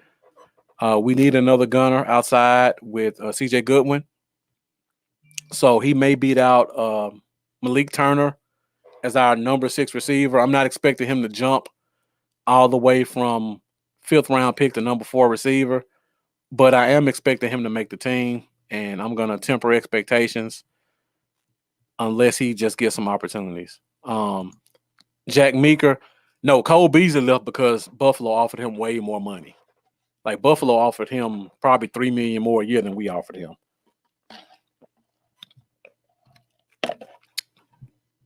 So yeah, the measurements are definitely crazy.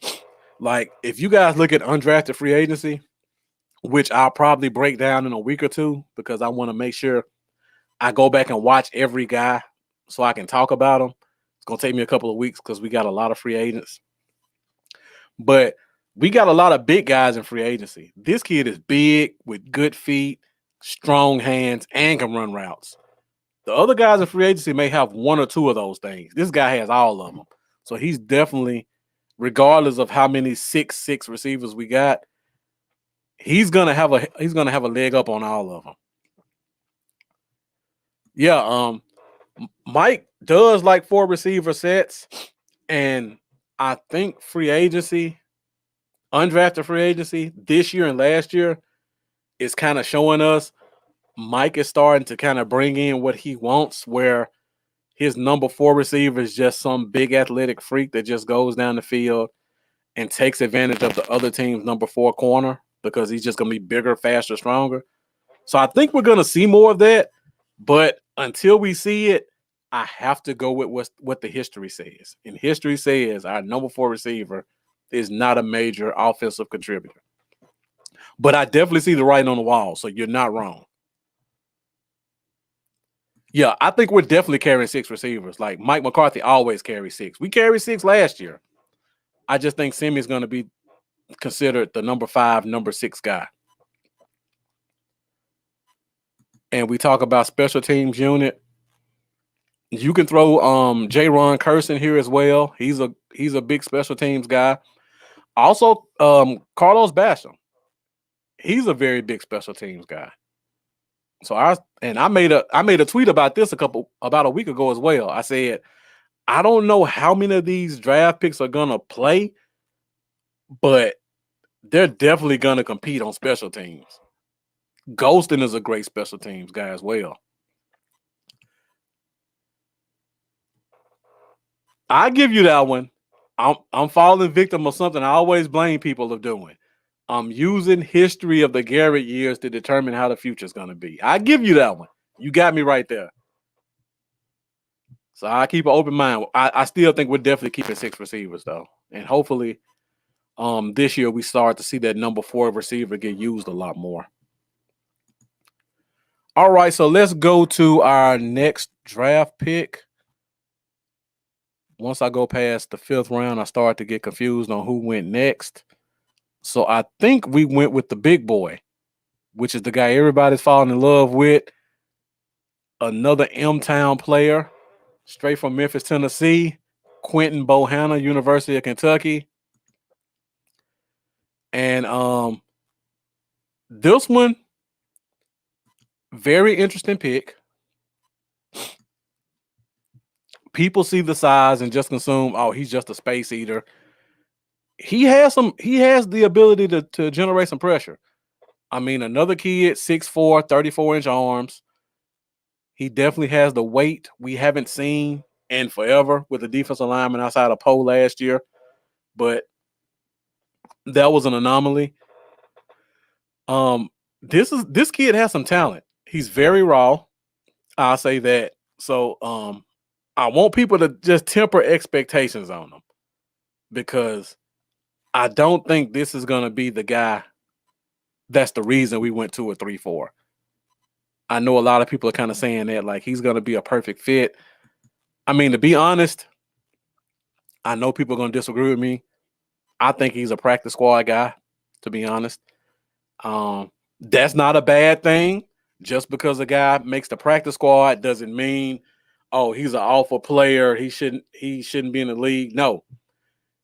He has a lot of traits that are good, and he has a whole lot more traits that need a lot of work. For example, I used to talk about Poe all the time, and you guys who follow the Cowboys don't know.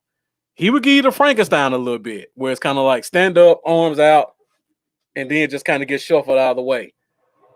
Bohanna has that same thing in him. He is a stand-up player. And when I say that, I mean, as soon as the ball gets snapped, he stands up and punches. And that's pretty much it. A lot of times. Now, I don't know if that's because he was supposed to be playing two gap and that was his job, kind of like an Aleem McNeil, who I was pretty hard on. He does have power in his hands, J Tuck. I give you that one. He has strong hands.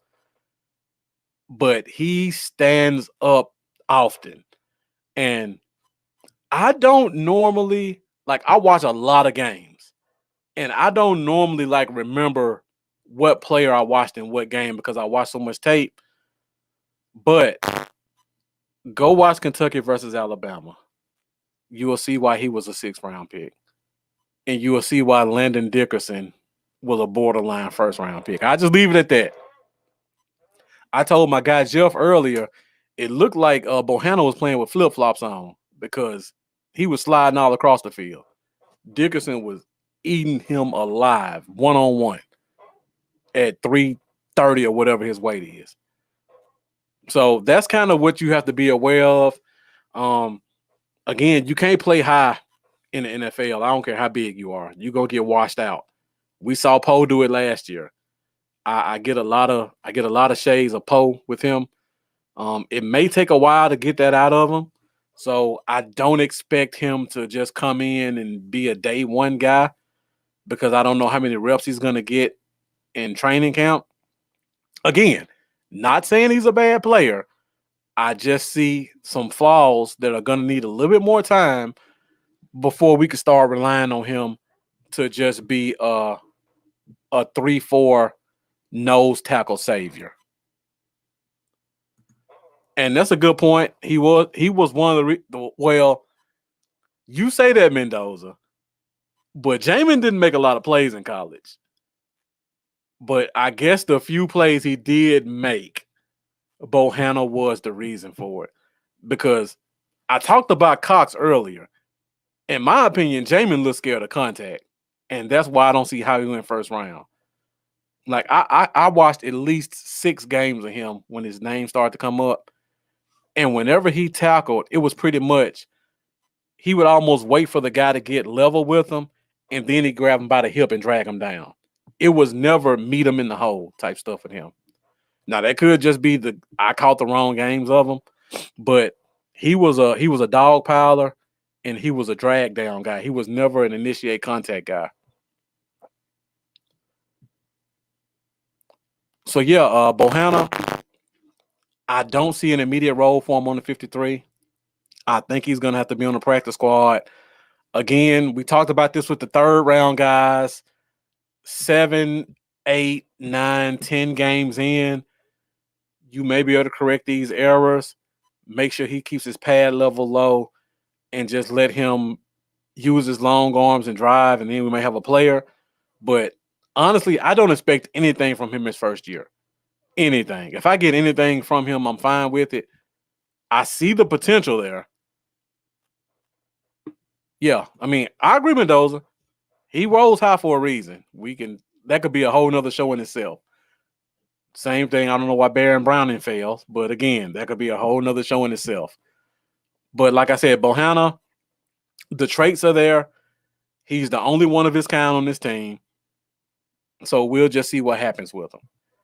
And I talked about this post-draft when I compared guys, and I talked about, like, I see all these guys fitting these traits and one guy doesn't. What does that mean about the odd man out? And I'm looking at this pick and I'm like, I look at the entire draft. I see a bunch of undersized defensive tackle guys coming in. Then I see him. What does that mean for him? Was this a guy that they targeted, like we're going to have a role for him? Or was this just, okay, we're in the 6th round, we're scanning the board, this is just the best guy we see available, even if he doesn't fit, let's just bring him in and see what we can do? I think it's more that than this guy is going to be considered a major contributor. But we'll see when the season starts and we get in the training camp. I could definitely be wrong about that one. All right, so now we're down to our last 2 picks. We're at 2 hours. Again, I see the views have stayed pretty steady.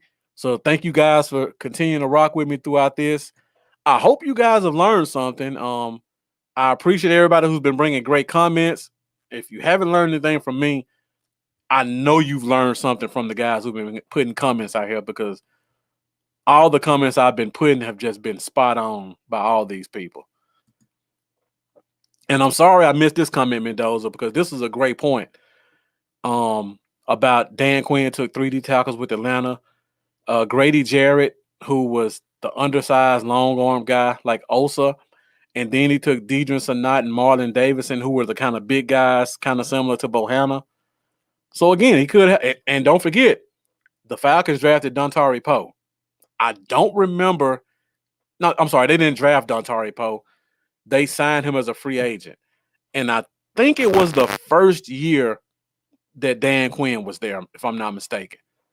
So they could have a role for him. We'll see. And another good point, Quinn is known for D-line talent and development. But again, I just want people to pump the brakes a little bit on this one. Don't expect this kid to just come in and be our starting nose tackle in the 3-4, because you'll be setting yourself up for failure.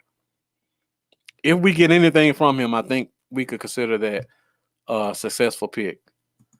So now we're getting down to the last 2 picks. And this is a pick I like a lot. My guy Israel Mukuamu, cornerback / safety from South Carolina. I hadn't talked about this one a lot, but when I started doing my draft analysis in 2020, this was one of my top corners that year, because I was initially doing my homework on the defensive tackle that the Niners took, because I didn't see the hype around him other than just him being big and tall. So I watched a bunch of South Carolina games, and again, names escape me when I'm going live. So if you remember the defensive tackle that was drafted by the Niners last year that everybody has as a 1st-round pick and I didn't see it, let me know his name. So as I was watching my South Carolina tape, I kept noticing this big-ass corner who would press and release and knock the ball down. So I started watching him more and more, and I fell in love with his awareness and his ball skills. But then as I started focusing on him more, I noticed his hips were awful. Like I said before earlier in the show, it almost sounds like you can get an oil can and like spray his hips, because they're squeaking as he's turning, because that's how stiff and robotic they look. Sorry, I'm reading some of the comments. So yeah. So then I started noticing how bad his hips were, and exercise I normally do when I watch a player, if I notice a trait that's off about him, what helps me find out about other players coming up, I'd be like, okay, let me watch the guy opposite him to see if my eyes are deceiving me, to see if I can see the difference between the two.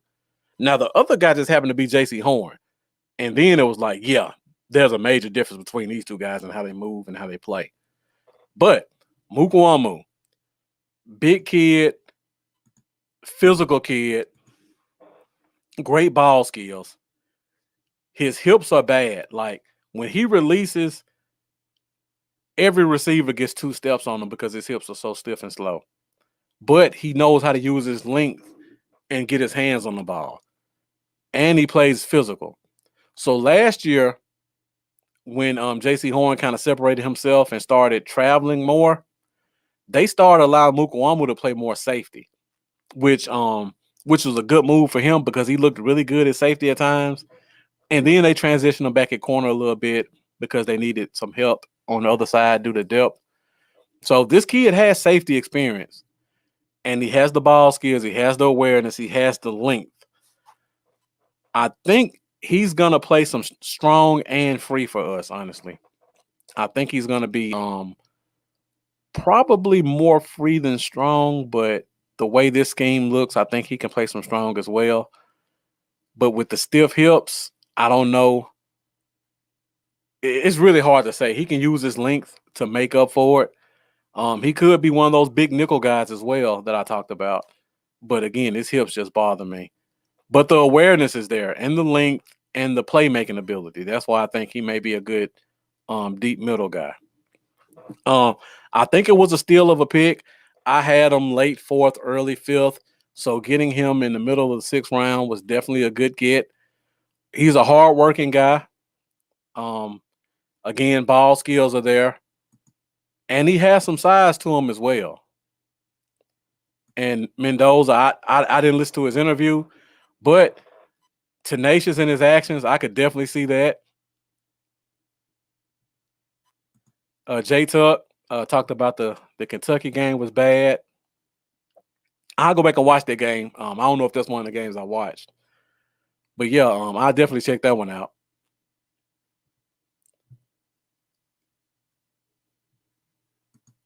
Yeah, and going back to D-line, talked about D-line players need 3 years to develop because you have young kids going against grown men. That's a great point, talking about Bohanna.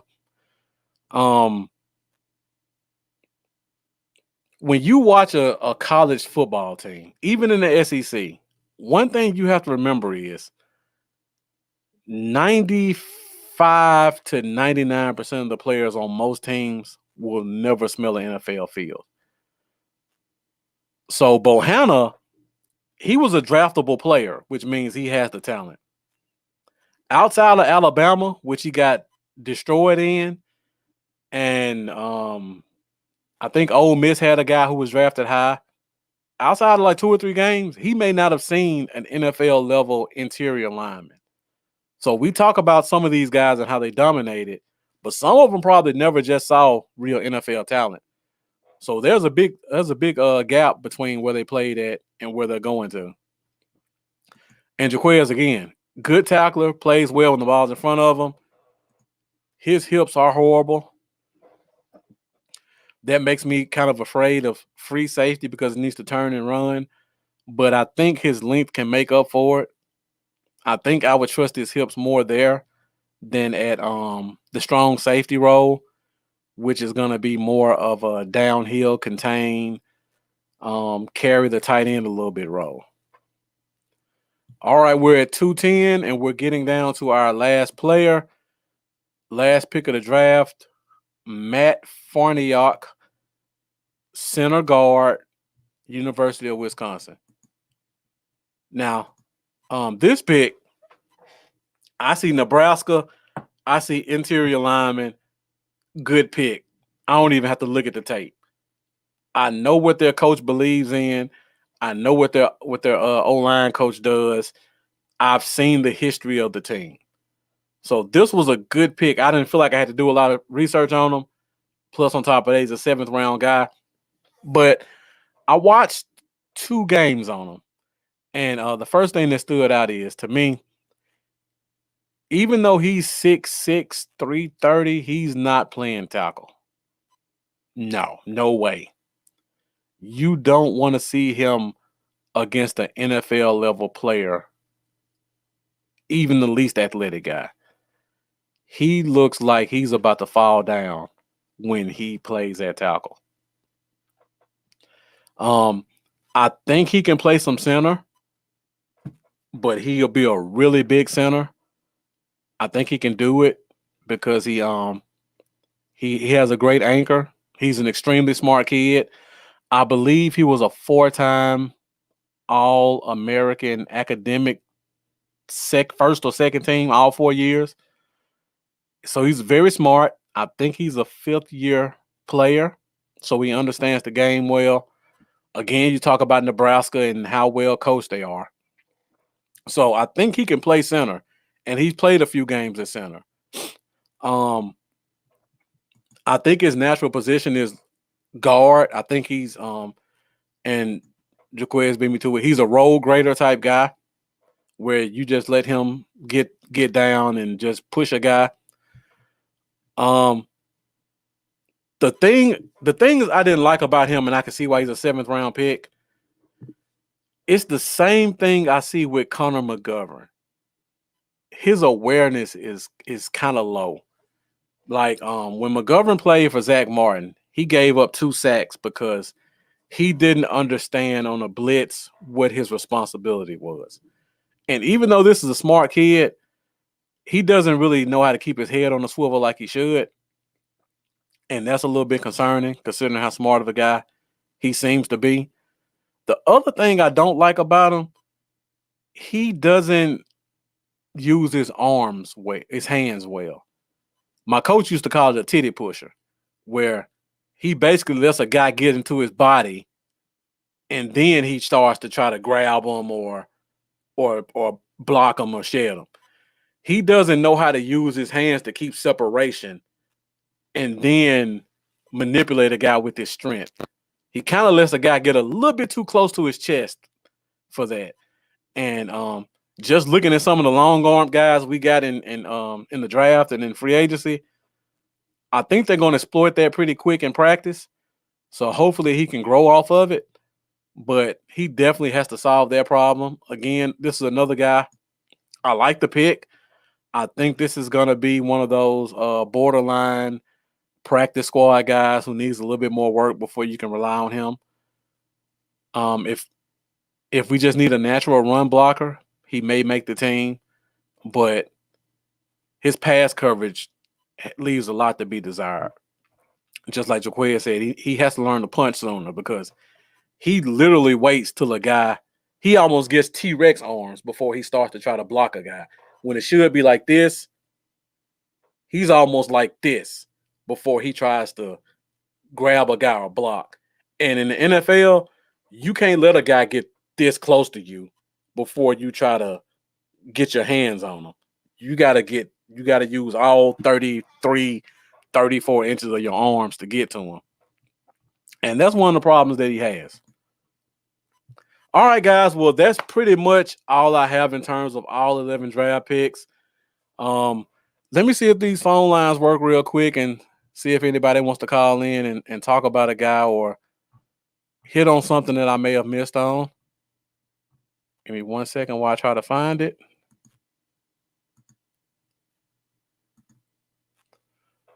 All right, so I think the phone lines are open. So if anybody wants to call in and check it for me, let me know. Go ahead and call in and we'll see if this thing works. Let me know what I missed. Let me know if something else we need to talk about. If you have any questions about anything that I hit on before, you want to correct me on something, feel free to call in. Let me know what I did right, what I did wrong. I'm trying to grow just like you guys are, and I don't have all the answers. So I always appreciate learning something new from knowledgeable Cowboy fans.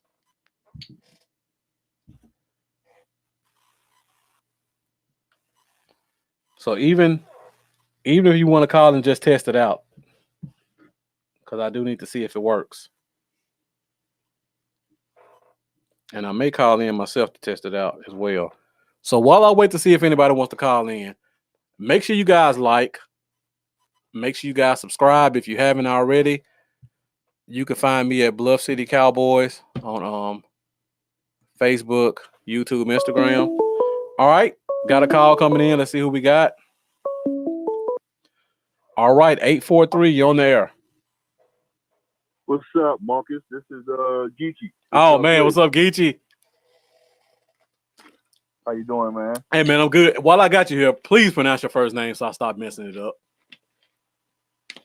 It's Jacquez. You said it right. Okay, Jacquez, got you. All right, man. What you got? You know, you one of the people I respect, so let me know what I did wrong, what I did right. I just yeah, I mean you did a great job. I believe it was a very informative show, especially with you showing the things you were talking about. And I just kind of want to elaborate on that D line, the 3-4, because I think a lot of people getting confused by it and not understanding what we putting together. Yeah. So I think it's gonna be more of a one gap instead of a two gap 3-4, because in the one gap you're just attacking gaps instead of trying to hold up two men or being responsible for two gaps. Yeah. So in that defense, you can get away with smaller D tackles. Because I think people think because we don't got a big BJ Raji type in the middle that we're going to struggle against the run. But it's all about playing fast and attacking gaps and then opening up holes for your guys like Parsons and Neal to be headhunters and cause havoc. So you think we're gonna one gap across the line? You don't think any of our linemen gonna two gap? Which I mean, I can see that. I'm just wondering if that's what you think. I don't think we got the players the two gap right now, honestly. Okay. Size wise. Now I think Urban can hold up. Like what I did see with Urban and Watkins, they both do a good job of getting that arm on one guy and being able to hold the other blocker too. Yeah. Kind of almost occupying two guys. So I don't know if we got enough players that's good enough to be able to play two gaps at one time. Okay. So that's why I think it's going to be more of a one gap than a two gap, in my opinion. Yeah. More because the one gap is usually more of an attacking defense. I think with the speed we have, we're going to be more of an attacking defense. I mean, I definitely agree. Like I said before, Gallimore and Hill, when they played in college, they were one gap 3-4 linemen. And as much as people hate Hill, he was one of the best in college when it came to one gapping out of that 5 tech or that 1 tech. That first step he has puts pressure on offensive linemen. Yeah. He's explosive off the ball. That's one of his best traits he has. So I think if you want to get the best out of the players you got, you should run a one gap more than a two gap. And I just think, like I said earlier, we're going to have like production, roll, like a lot of players. We're going to throw a lot of players in there, a big rotation, and then just wait and see which guys kind of separate themselves from everybody else. Yeah, definitely. And that's the So beauty. I just wanted to elaborate on that 3-4. Yeah. And it's funny you say that because that's the beauty of a Micah Parsons. If you want a one gap, now you got a linebacker that's not scared to get in that hole and shed a guard or run that lane that defensive tackle is going to leave when he penetrates. He's not going to stand back. And Parsons is he's so fast and explosive. He's going to beat a lot of blocks a lot of times because they're not going to be able to put their hands on him. Exactly. So that right there is going to help Parsons. I think a lot of people scared that Parsons doesn't share blocks well. With technique and practice, he's going to get better at it. But we also got to remember he is so explosive, short area. A lot of guys ain't going to be able to put their hands on him. Exactly. So I definitely think Parsons is going to thrive. And then you still can line Parsons up on the outside linebacker and let him rush the passer too if you want to. Yes, exactly. So there's just so many things you can do with him. And then you playing nickel still 60 to 70% of the time because people thinking that D-Law kind of going to get lost out of the shuffle. D-Law still going to have 60 to 70% of reps in nickel to still rush the passer and have his hand in the dirt. I mean, so I definitely see what Quinn is trying to put together. I mean, all D-Law has ever played was 50% of the snaps, even last year. Exactly. But would you want a more fresher D-Law in the fourth quarter and see we make a playoff run, have them more healthy and more fresher? Yeah, definitely. I'm right there with you. So it's like with the numbers game, you give your players a chance to not get worn out, and in the fourth quarter, you can be more fresher, and you might be a little bit more fresher in the offensive lineman, and you could cause a little bit more havoc late in the games. Because I expect this offense to put up a lot of points, and when you do that, and if you get leads, then you can be way more aggressive on defense. You don't have to worry about playing the run as much. You can just pin your ears back and go get the quarterback. Exactly. Go back to that, I believe it was 2006, 2007 Colts team, where if you go back and look at those guys, everybody was 280, 290. And all they did was just run and get the quarterback because they knew that the offense was going to put up 40. Yes. So once you can make a offense one-dimensional, then it becomes easier to play D-line because you don't have to think as much. You just go and get the quarterback now. Yeah. So that's why I say with that one gap, I think the smaller guys will be able to thrive in it because I think a lot of people, they don't see the 330 guys, the bigger D linemen. They figure we still going to struggle again against the run. Right. And I'm saying, I think in my opinion, just calm down, let it come together, and I think we're going to be better against the run than most people think. Yeah, there's more than one way to run a 3-4. It's not the traditional all the linemen two gap like most people think. Exactly. So while I got you here, Geechee, And who you think playing inside on nickel and in 3-4? Inside linebackers. My mistake. Inside linebacker. Oh, inside linebackers? Yeah, in the 3-4 and in the nickel. LVE. I think LVE and Parsons. Okay. And if LVE ain't healthy all year, I think maybe Neal. Okay. I think they're going to try to get Jalen out of being in that middle on passing situations as much as possible. God, I hope so. So you either have, you'll either have a combination, I believe, of Parsons and LVE or Neal and maybe Parsons. And people think, this is another thing about Parsons too, they feel like he ain't good in coverage. Mm-hmm. He's still raw, but he definitely has the athleticism to be able to cover running backs and tight ends. So let the guy get in there and learn a little bit more. I think, and if you look at his makeup and his mentality, he's going to work hard to get good at it. Yeah. So I think eventually he'll be good at it. And if you put him in that nickel on passing downs and you want to blitz, who do you want better in that position than Parsons? I mean, just look at his college tape. When he gets 3 lanes, he goes and gets the ball. Yeah, and that's one of my pet peeves with fans too. Together. Yeah. People say Parsons can't cover. When did he have to cover? Like, seriously. Yeah, he really didn't have to. You can't say a guy can't do something because he didn't have to. As a weapon. Exactly. Yeah, they used him as a weapon. Like I'm gonna get my best player in situations, advantageous situations where he can wreak havoc. Mm-hmm. He lined up everywhere, so he didn't have to cover much. So you can pick apart that in his game, but he didn't do it that much. Right. So I don't really like people just saying, "Oh, he can't cover." I think that's really kind of lazy, and not even so much lazy. You start picking these players apart so much. Mm-hmm. You have to try to find bad things about them because you don't want to always see all the good things about them. Yeah, and that's listening to rhetoric too. Like you hear somebody say that probably only watch them play one game. Enough. Like you got to watch a couple of games on a guy to get an idea. If you hear it enough, then you start believing it, and then you start repeating it, especially if you don't go and put your eyes on it yourself. Exactly. And that happens I all try the to tell time. people all the time, like, you can listen to what people say, but you still can go and put your eyes on it too. Go look for yourself. Yeah. Like, go put your eyes on it too. Yeah, because like even with that, me and you could watch 3 games of the same player. If we watch the different 3 games, we may have a completely different perspective on that guy. Very true. And then it's up to one of us to go and check the other guy's notes to see if he's right or wrong about it. And there's nothing wrong with that. It happens all the time. Mm-hmm. No, nothing, because you can change my mind about something I didn't see. Yeah, and vice versa. And then sometimes I try to compare players, like past players, and they makeups and measurements and maybe the schemes they play to a player I'm scouting, and try to see if I see the same traits. So you kind of get a better idea of maybe how they'll be used in the NFL. Yeah. So, everybody got their way about going about scouting. Yeah. So, everybody not always gonna have the same opinion.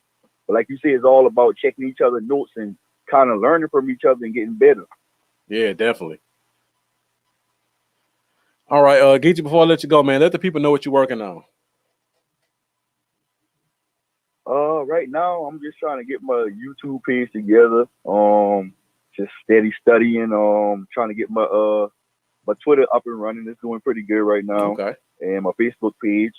And here soon, y'all probably see me dropping some videos and hopefully doing some shows with some of my favorite bloggers. Yeah. And you definitely one of them. I enjoy listening to you. I enjoy watching you. Very knowledgeable. I like how you break the game down. So I definitely would like to do a show with you in the future. It's already done. You just let me know when and where. Just let me know, man. We good.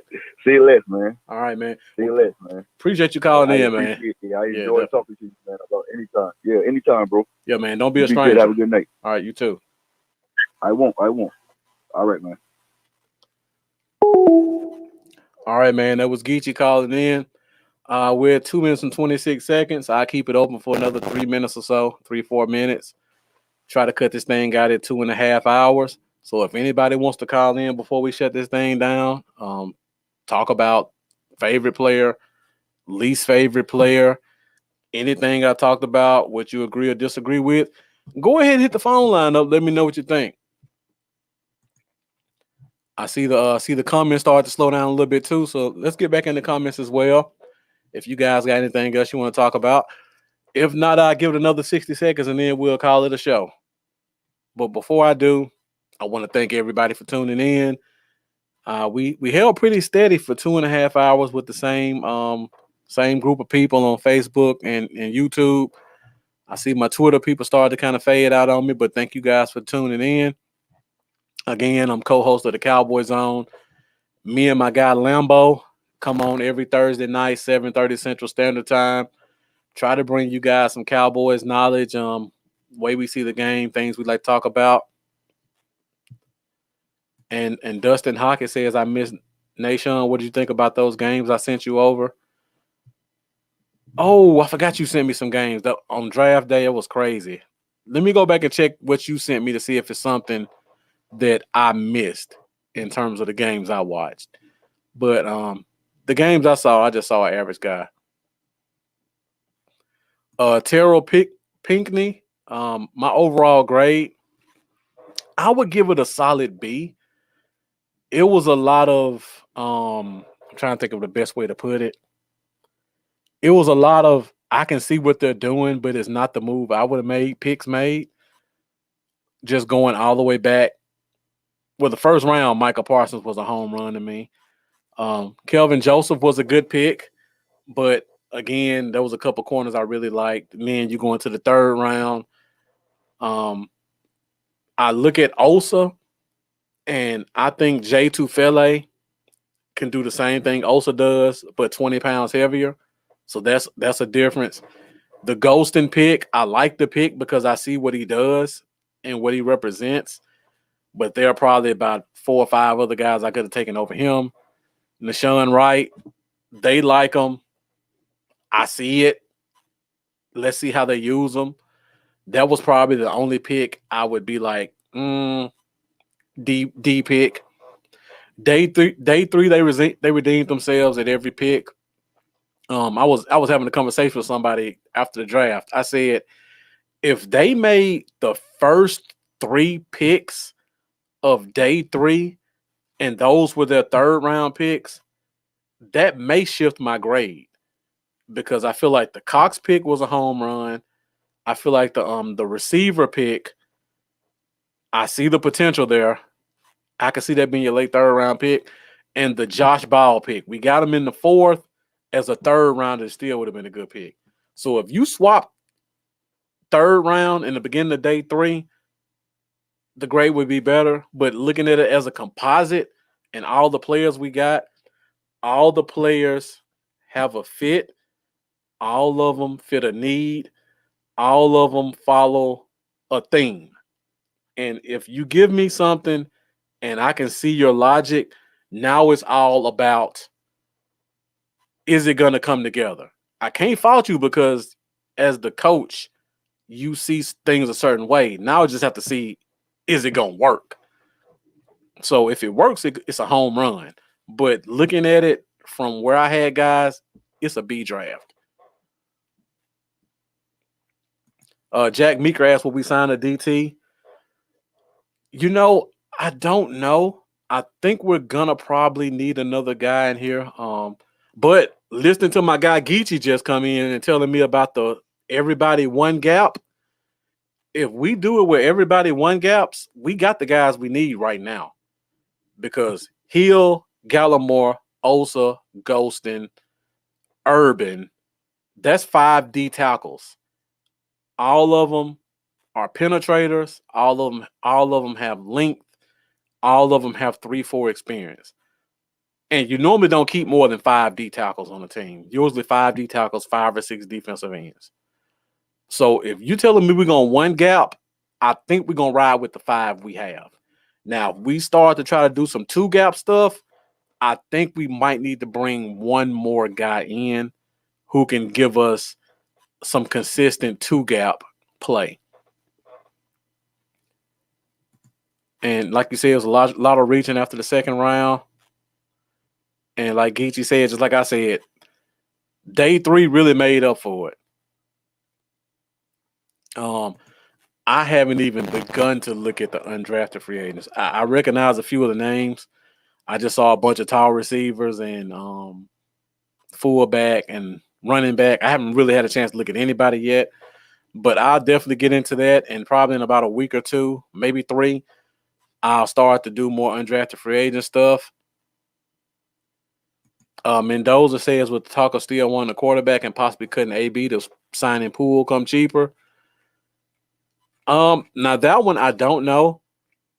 I think it really depends on what they plan on doing with Robinson and Kennedy. Like if those guys both stay at corner, the cornerback room is pretty full. So I don't know if we have space for another corner. I guess if you feel like Poole is an upgrade over if you would consider Robinson or Kennedy your number 4 corner, is definitely an option, but it would have to be cheap, like dirt cheap, to bring them in. If it's dirt cheap, league minimum, a little bit more, I'd definitely consider it. Jeff, you know how I feel about Jeff Driscoll. Jeff Driscoll was a 3rd, 4th round graded quarterback for me in that draft. He's tall, he has a strong arm, and he's extremely mobile out of Florida. I forgot what D2 school he transferred to, but I remember him from Florida. If he can come here, I think he fits the mold of what we would be looking for in terms of a backup for Dak. So I don't know what the rumors are, but if the rumors are bringing him to Dallas, I'm all for it. And Mendoza says we have skyscrapers for wide receivers. That's definitely true. I mean, I think our undrafted free agency, the shortest guy may have been 6'4". That's ridiculous. Yeah, I forgot about Detroit. He lit us up. But yeah, he shows it in flashes. So if you told me this was the guy we're bringing in for Dak, if something happens and Dak has to miss a game or 2, I'm all for it because I know for 2 games, he's going to at least read option me or bootleg me into some competitive games. Other than outside of 2 or 3 games, nah. But I think Garrett Gilbert needs some competition. I just can't leave it all on a guy who's been a journeyman around the league. If the word is we flying him in for a visit, I love it. I love Jeff Driscoll as a player. I think he could bring a lot to our quarterback room. I think he just wasn't given the fair shot to show what he could do. All right, guys. Yeah, good arm, very mobile. I think he was a 4.5 runner as well, if I remember correctly. So yeah, if they're flying them in, I definitely love that. And like I said, I was shocked that McCarthy did not bring in an undrafted free agent or draft a quarterback. So I knew it was another quarterback coming soon, and Jeff Driscoll might be that guy. because I was looking for them to draft my guy, KJ Costello out of Mississippi State, which I think is probably a less mobile version of Jeff Driscoll, but a guy I really like. Yeah, Chase Daniels, the career backup who probably made like $40 million and he probably made more money than he had snaps in the league. But people love him. He'll get another year somewhere. All right, guys. I think that's pretty much all I have. Once again, thank you guys for watching. Nobody's calling in, so we'll call it a wrap. Once again, thank you guys for watching. As always, definitely appreciate the support. And like I said before, YouTube, Instagram, Facebook at Bluff City Cowboys at the bottom of my screen right here. Find me on Twitter at Bluff Cowboys. I promise I'll try to be more interactive on social media. I definitely need to start making more videos, but this is my baby right here every Thursday night, 7:30. Make sure you guys tune in. Next week, my co-host Lambo should be back, so we can do some more Cowboys talk. Like I said before, we like to spread knowledge here. So next week, I think we're gonna talk about our competition, because the only way we can know how well we're doing is seeing what our competition did. So we're gonna reach out to some of our favorite knowledgeable bloggers from the other NFC East division teams. You guys have seen them on the show quite a bit. We don't bring in fanboys who are just going to come in and just spew a bunch of cowgirls crap. We bring in guys who know their teams and know our teams and know how we match up in a as impartial as possible while still being a fan of their team. So I know we got my guy from Ryan Cooley, who's the Redskin fan, football team fan. I apologize. And I think we got Philly Madness coming in from the Eagles. Last year we did a show. We had all the guys come in and we kind of lined up all the teams. You guys seem to really enjoy it. They brought a lot of great knowledge about our team from a knowledgeable fan perspective as well as their team.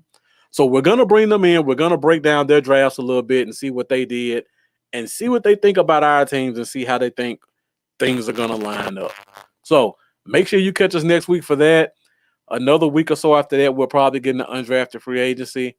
As always, we'll always cover news and notes from the Cowboys. I didn't even get a chance to talk about Antoine Woods today. But again, like I've been saying, Quinn has a theme. He's followed that theme, and he's sticking with it for better or for worse. And Antoine Woods just did not fall into what he was looking for in terms of defensive tackle. So, like I said, thank you guys for watching. Be sure to tune in next week. If you haven't done so already, make sure you like, make sure you subscribe. I'm Marcus Jones, the Bluff City Cowboy, and I'll see you guys next week.